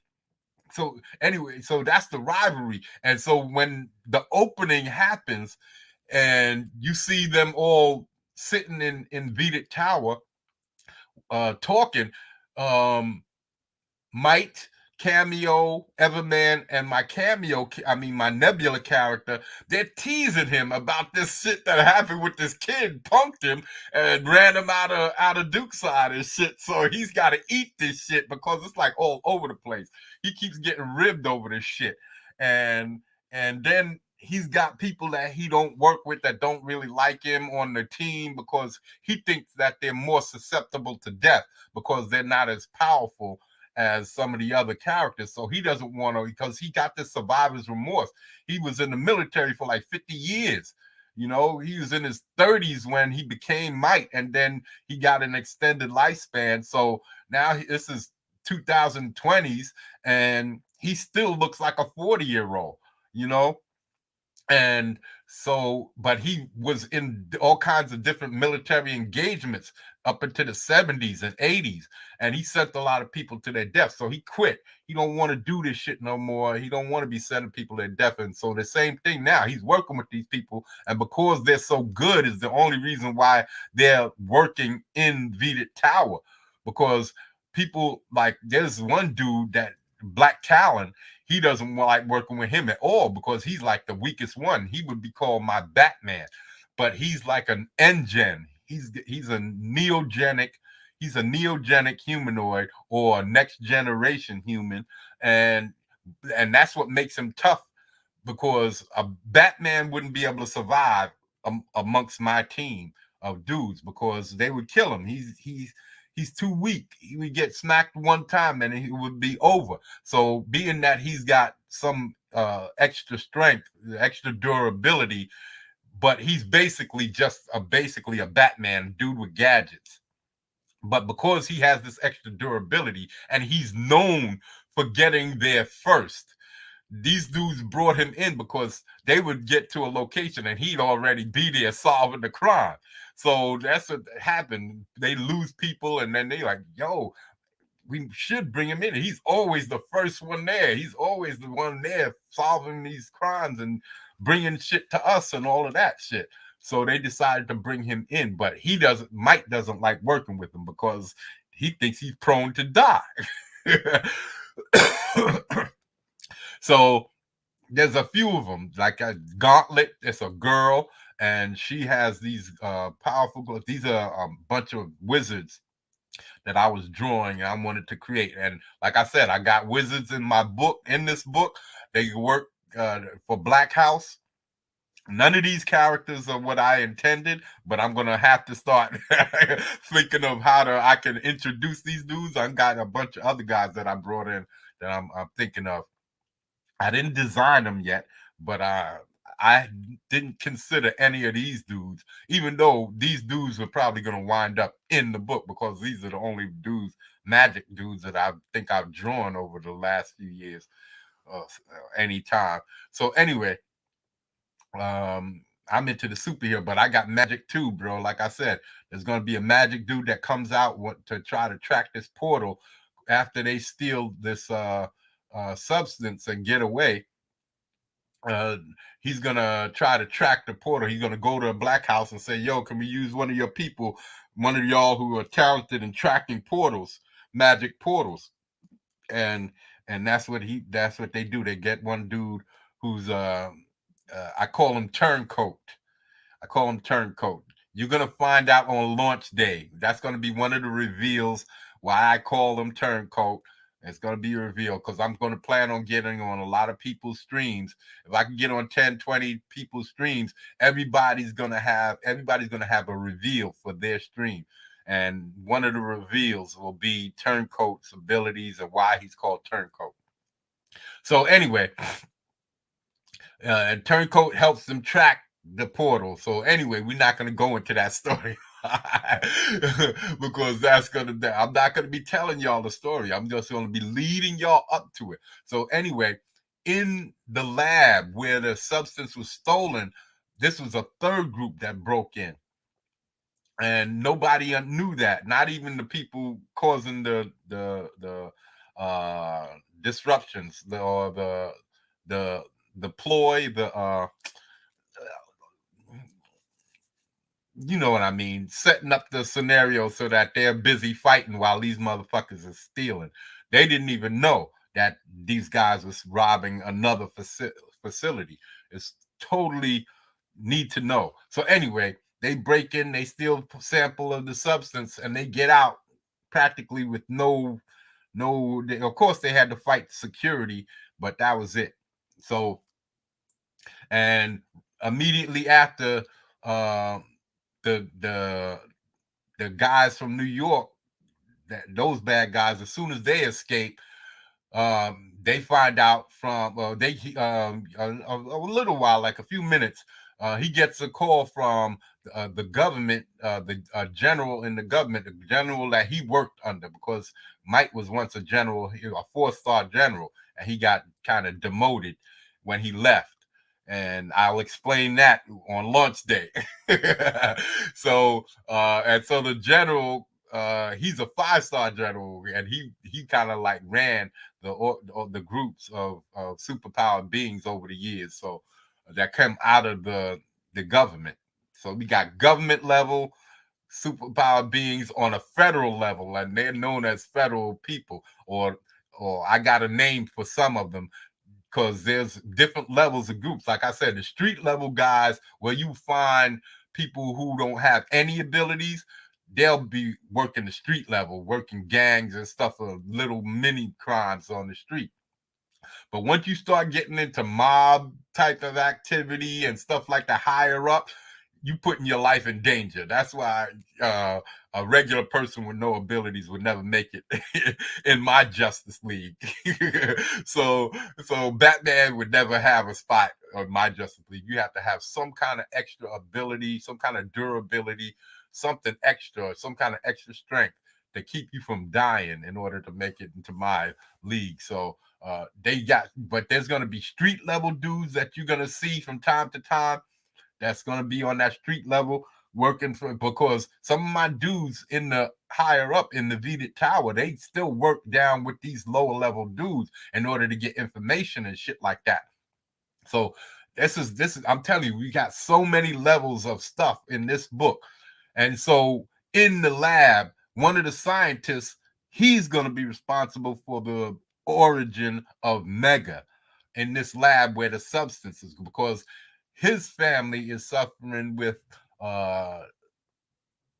progeria, where you get older, where you born and you born and you like age fast. You have a disease where it makes it look like you aging fast.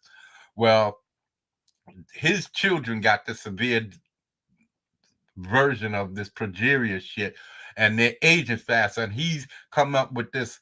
He was coming up with this new scientific progress. That's why he was in this lab, because this process that he was developing, he realized that he could use it to help his family, but he was developing it for amputees. And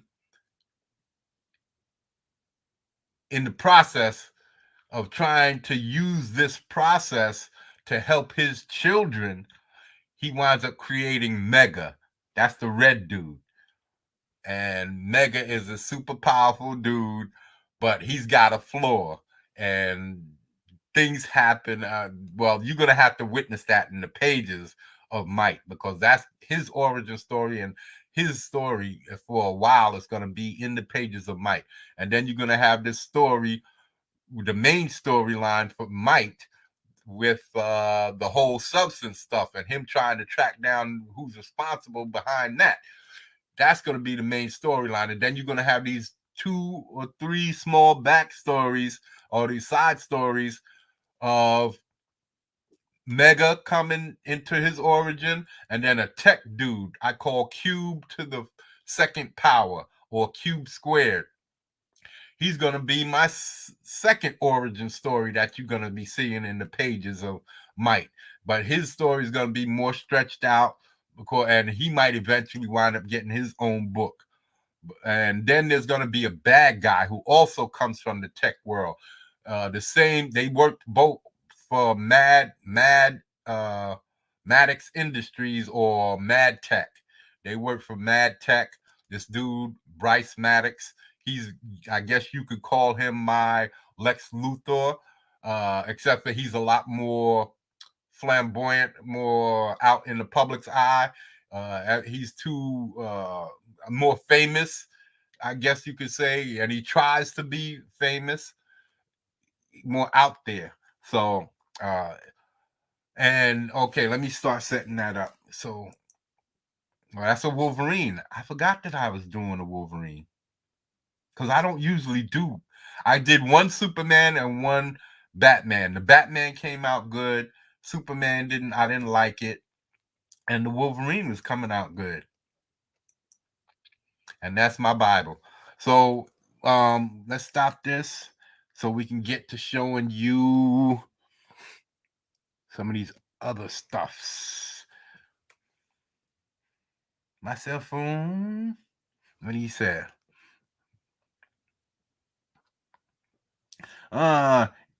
Is this world where low-powered heroes and the super-powered heroes don't get along very well? Yeah, they get along, but they just have tiers. They want to get up to that level, and they want to be good enough to get to that level. So they're always out there trying to do their best to make it happen. So yeah, they, like I said, some of them aren't powerful enough, and a lot of them don't move up, but they still are able to solve crimes on a lower level. So that's why I be doing that. And then we got here jump scares. Jump scares, yeah.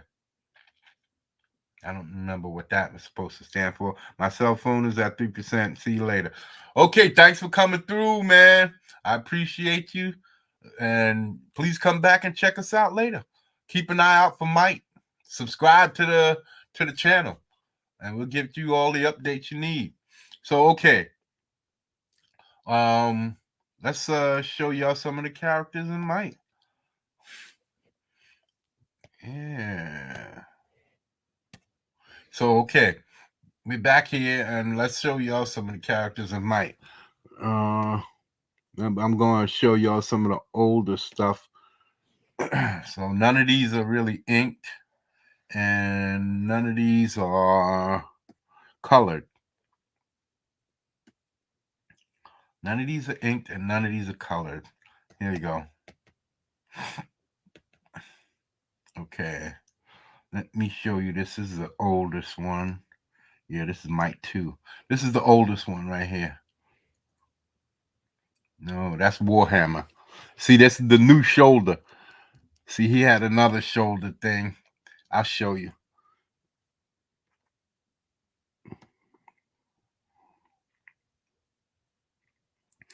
Okay.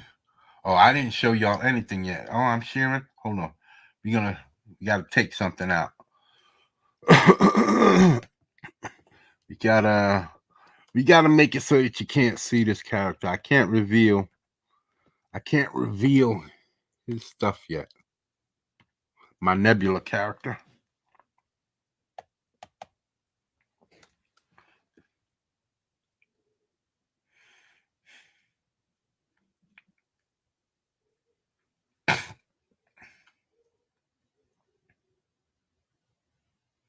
Seven, 8, 9. Man. Because we're gonna close this down soon. But I want to show y'all. Let me see. I'm just gonna pull up some stuff. Let me pull him up first. Hide this.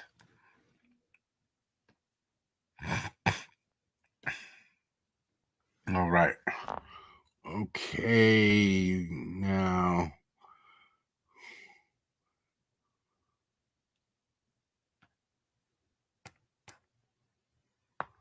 Oh no. Oh no. Okay. I'm gonna have to go this way. Let's go this route.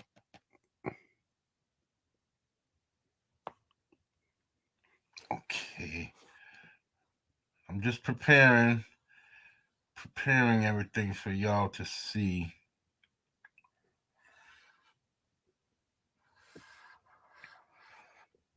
I can't reveal.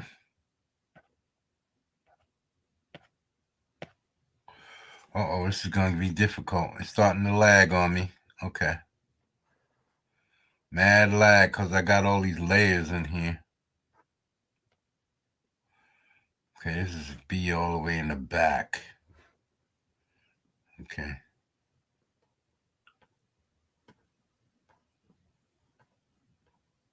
Okay. He's all the way back here. All right. I'm almost there. There we go. All right. We got that stash. All right. Okay. Now we can pull them out. You can pull these guys out.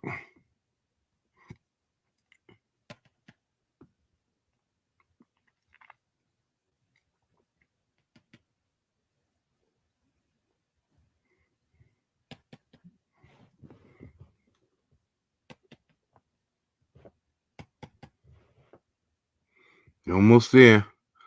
Showing y'all some shit. Come on. There we go.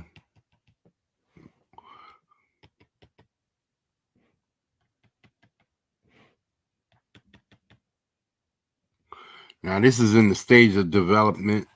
This is not completion. A lot of these are completed.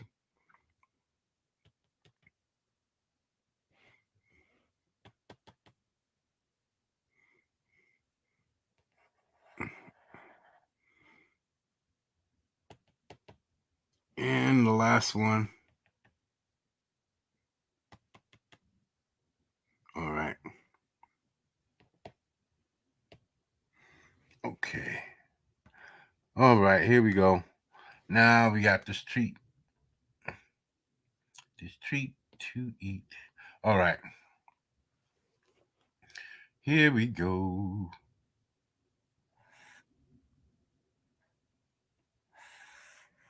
All right, y'all. Oh, we're going to have to come all the way over here. All right. Now let me share. Let me share. I want to share with you. He wants to share. All right.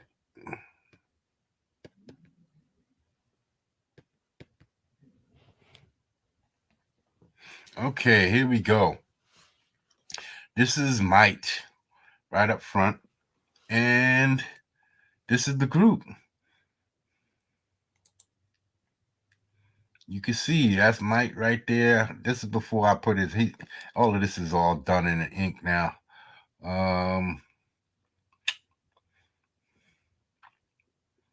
I think I showed it to you. Hold on, let me see. I think I did review. Yeah, there he is. See? That's the inks I was working on. So you can see. Yeah, that's him. That's him. So that's Mike, and these guys right here. Here's Wreck. Now he was once a slave. He was once a slave. And so there's a story there to be told. This guy next to him is Warhammer. There's supposed to be a female in between them two called Ultima. So here's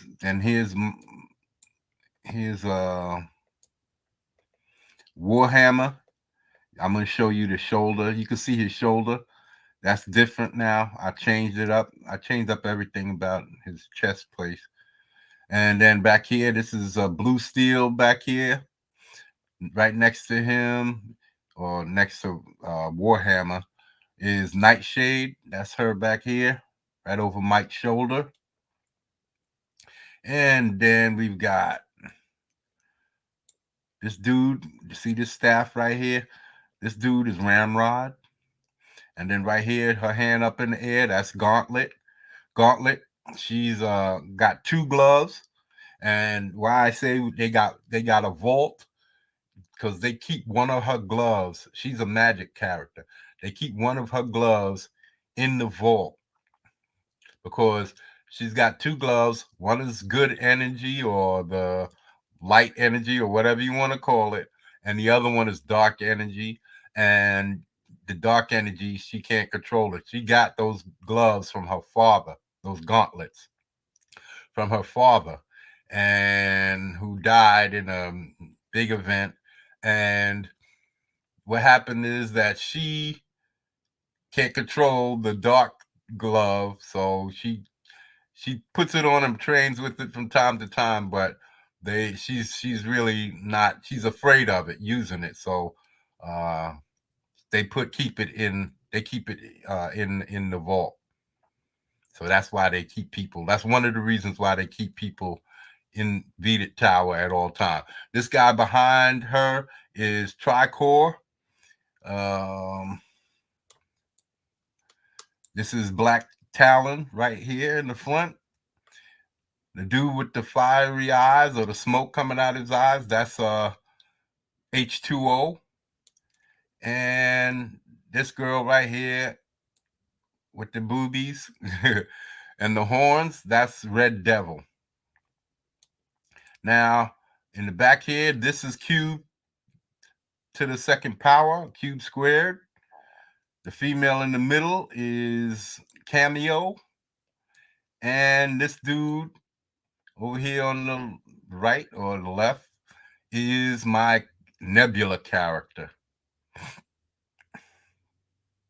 So my Nebula character is that's basically his design looking like, and he's gonna be a badass. He's gonna be an outer space dude, and like I said, I'm carried. I got several cities. Oh, I could bring that up too, so that y'all can see the map. I'm gonna get out of here soon.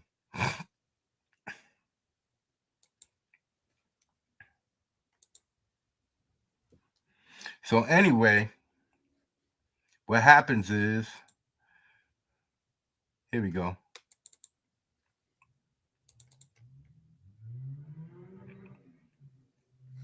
Now this is the map of Portsburg. It's not fully fleshed out yet, but this is what it looks like. Um, you can see. Hold on, let me so that you can see what's going on. Okay, see that? See that red? Yeah, now you can see. Okay, this is a river with waterfalls coming down here, right? And out here is the waterways. This is a river out here, and there's a waterway, and there's the ocean out here. All the way out to this side is the ocean, and this is like little islands that kind of block off the coastline. And right in here is the right in here is the ports of Portsburg. And what I'm going to do is have like another river or something coming down this side and breaking into here. There's a lake here, right? The river's going to come through here and split. There's going to be tributaries or canals or whatever that come down through here and split. This would be like Harlem up here, and over here would be uh, the Bronx, right? And they have access in Harlem to the ports, and that's going to be a major storyline that's going to be working in there. And like I said, this is cuts off. This keeps the poor folk from the rich folk. And then down here would be the main city, Manhattan, and then down here would be like more rural areas, and in here would be like farms and stuff like that, and up here by the lakes would be wealthy rich folks. So we're gonna have a couple of boroughs, a few boroughs, and down here is basically where the meteor struck. The meteorite struck somewhere in here, and there's a military base right up in here, and the shit spread up here to the base of the city and was fucking up the lower area of the city. Used to be a lot of rich people lived there, right? But now it turned into slums after the attack, and then in recent years they've been regentrifying, the gentrification happening up in here, and there's something that's going to be, I'm telling you, we got a lot of stuff going on. And over here, this will be farmlands over here in this city. This is one Portsburg. This is whole of Portsburg, and then this would be the like a farming city, and then up here would be another big city where they got a competition for my Lex Luthor character. He's got competition up here, and his name is Bryce Maddox in Portsburg. He's my Lex Luthor type character, and he runs Maddox Industries and Mad Tech and a few other types of corporate interests. And this dude is an up and comer, but he discovers a new energy, and with this new energy, by accident, discovers and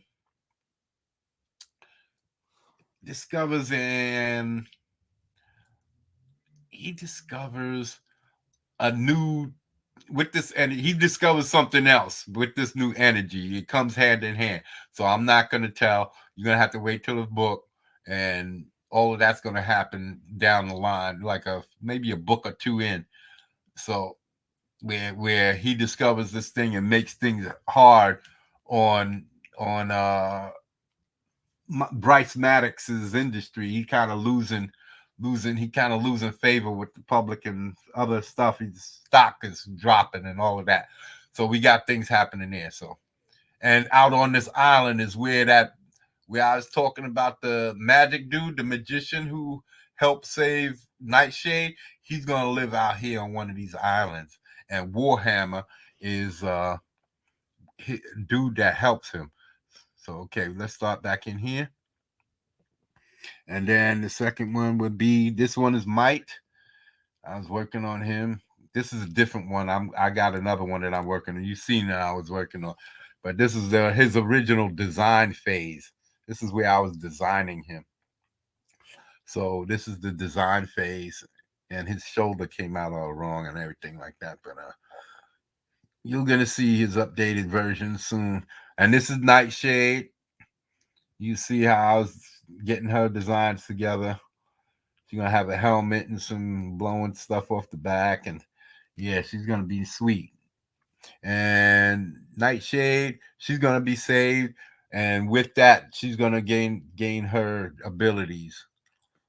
And this is Wreck.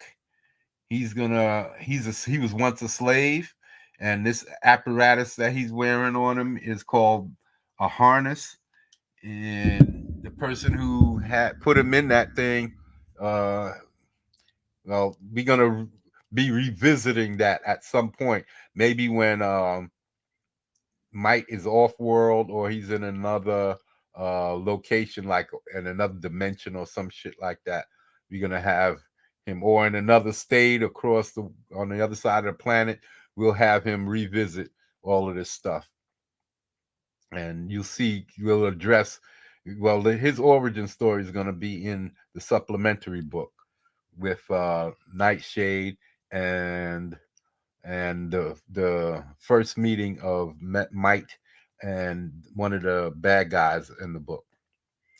And this is Warhammer. This is partial update on his uh, armor. You can see I changed his chest plate and his shoulder. So yeah, he's gonna be a badass. Him, Wreck, Wreck. These two guys Mike really likes working with because they're strong, durable, and not less susceptible to death, as he puts it. Then you got Ramrod. He can't fly or anything like that. He's one of the dudes that Mike would rather not work with. And then you got Red Devil. She's a badass, no origin story. She doesn't know who she is. She's her abilities are her origin is of unknown origin. Where she comes from. Only know that she has something to do with being a demon. That's all. There's something to do with being a demon. And Black Talon, he's my human, more human, more like my Batman character, less abilities than everybody else. But he is stronger than the average person and a little more durable because he's an neogenic human. Then you got H2O. His power abilities come from water. And Gauntlet, that's the one I was just telling you about. Her gloves, she got from her father. I'm working on her design still. She's one of the last ones. This is Ultima. This is the one I told you that needs to be put in next to in between Wreck and Warhammer. I'm trying to figure out because I'm on a certain amount of people who can't fly, so that the ships would be, useful. And then we've got Blue Steel. He definitely can't fly. He's a metal man, and he's natural abilities. He's a neogenic or an N-gen because he got that from birth. And Tricor, well, he's got different energies that he uses. Three different energy cores that give him his ability. And I think he's going to be like a tech guy, somebody who found something technical to give him abilities. And that's going to be Cameo. She's basically going to have like a cameo. Let me see. Yeah. Cameo. That's basically Cameo. She's going to be mostly black and with the cameo on her chest. The design is going to be really basic. It's when she's using her abilities is when everything is going to change. Then you got my Nebula character. I got rid of the thing behind him. That's my Nebula character. He's going to be a badass. We're going to be able to go into outer space and see. He's going to be mostly operating in outer space because he has a certain agenda that he's supposed to take care of, and his thing is outer space. But he comes to help from time to time because he works our region of space because he's a human. He comes from Earth. And this is cube to the third power, or cube to the second power, or cube squared. So I can't really just think of AI. This character has to do with AI, artificial intelligence, but this story isn't about artificial intelligence. Again, I will tell everybody during the live streams that I get on when I'm launched Might. And I think that's the last one. This is Mega. This is the updated version of Mega, the red character. He's been updated. This is when I've done him in 2002. So you got to see Mega is the man. This is a more updated, more serious version of him. This is while he was still named the Mega Mutant. See, I hadn't gotten, this is 2002, right? 2002. And I haven't yet gotten rid of the name Mutant. So it was sometime in late 2000s that I said, fuck this. I'm not going to be, my characters are not going to have anything to do with mutants. I'm going to create my own designations. So now they're neogenics. Neogenics, new genetics or next generation humans. And that's it. Portsburg map. Yeah. So maybe we could show a couple of bad guys. Oops. And then we out of here. Let's show a couple of the bad guys. Let's go to the videotape. Here. Let's show you some bad guys. Here you go. The arms dealer. This is the guy that the Might had confrontations with back before present day. So the supplemental book is going to have the first meeting between Might and the arms dealer, who is a weapons merchant. And he's an arms dealer. He has multiple arms. That's where the names come from. So he's going to be the first major bad guy, the first major bad guy. Remember, there's gangs and all levels of bad guys in here. So he's going to be the first high tier bad guy that's going to be revealed at the end of the first book, or the first issue, I would say. Not the first graphic novel, but the end of the first issue in the first graphic novel. He will be revealed, and then there's another boss above him, and then I'm not going to show you that guy, but I'm going to show you another dude who's going to be menacing, and he's called the Omegod. The Omegod.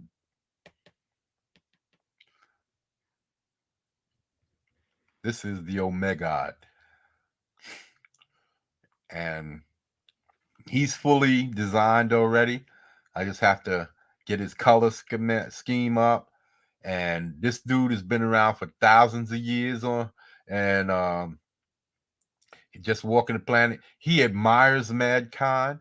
He likes mankind, uh, but he's thought of as a demon.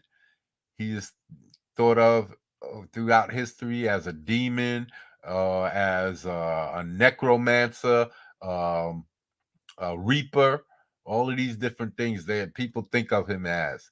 And that's because of how his abilities and what he does.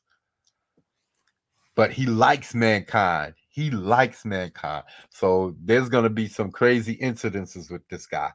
Trust. Y'all gonna, I'm telling you, I've got stories to tell you guys. Telling you. Let me pull out one more. I want to show y'all Skullduggerus. There's another character called Skullduggerus. He's not in here.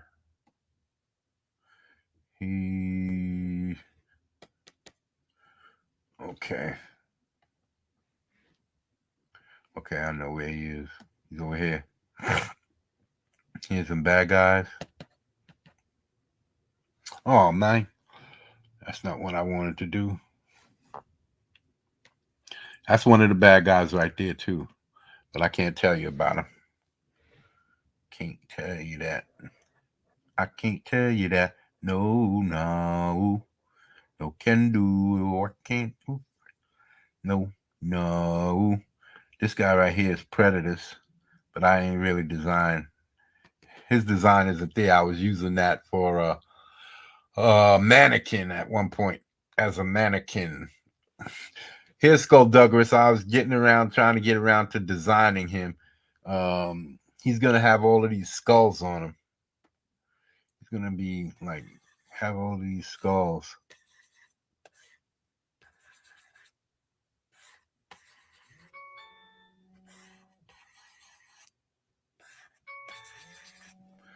Over here.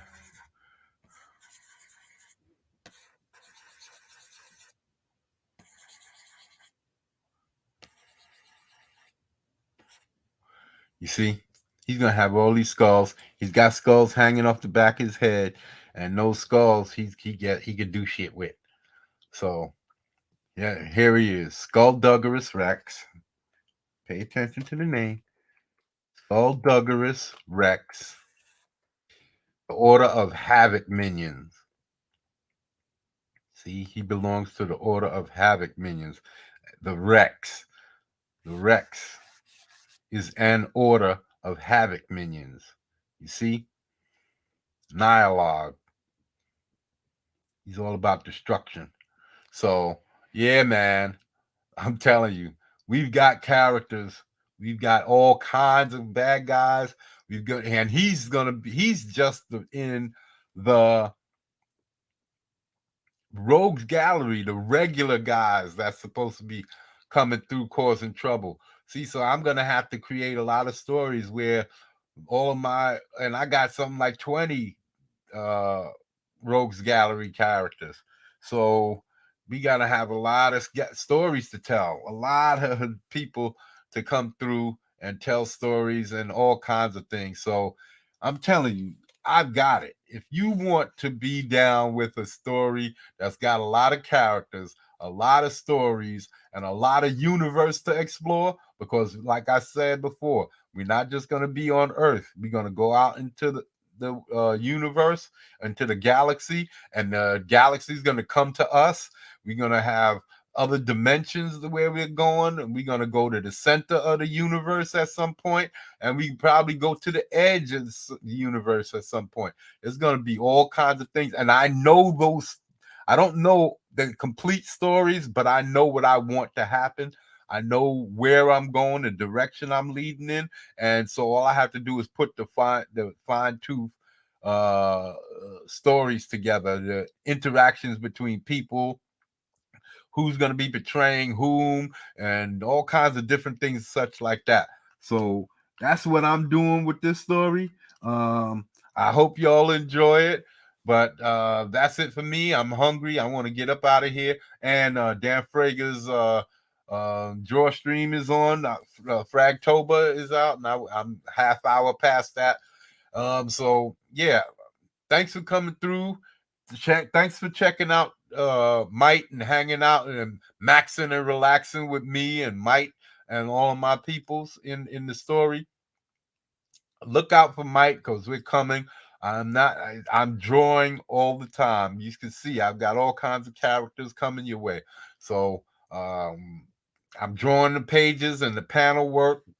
That's tricky for me. I've never really done serious panel work before, but I'm into it. I'm into my comic books. I'm burying my face into my comic books, and I'm learning all of this stuff.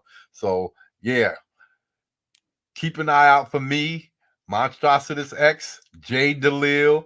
Welcome to the Goddom, and come back anytime. Come back to the Goddom and create with us. Me, you, and Mike. Okay. All right, people. Let me get on up out of here, and I'll check y'all later. Remember, Monstrositus X, Jay DeLille, Godling 1.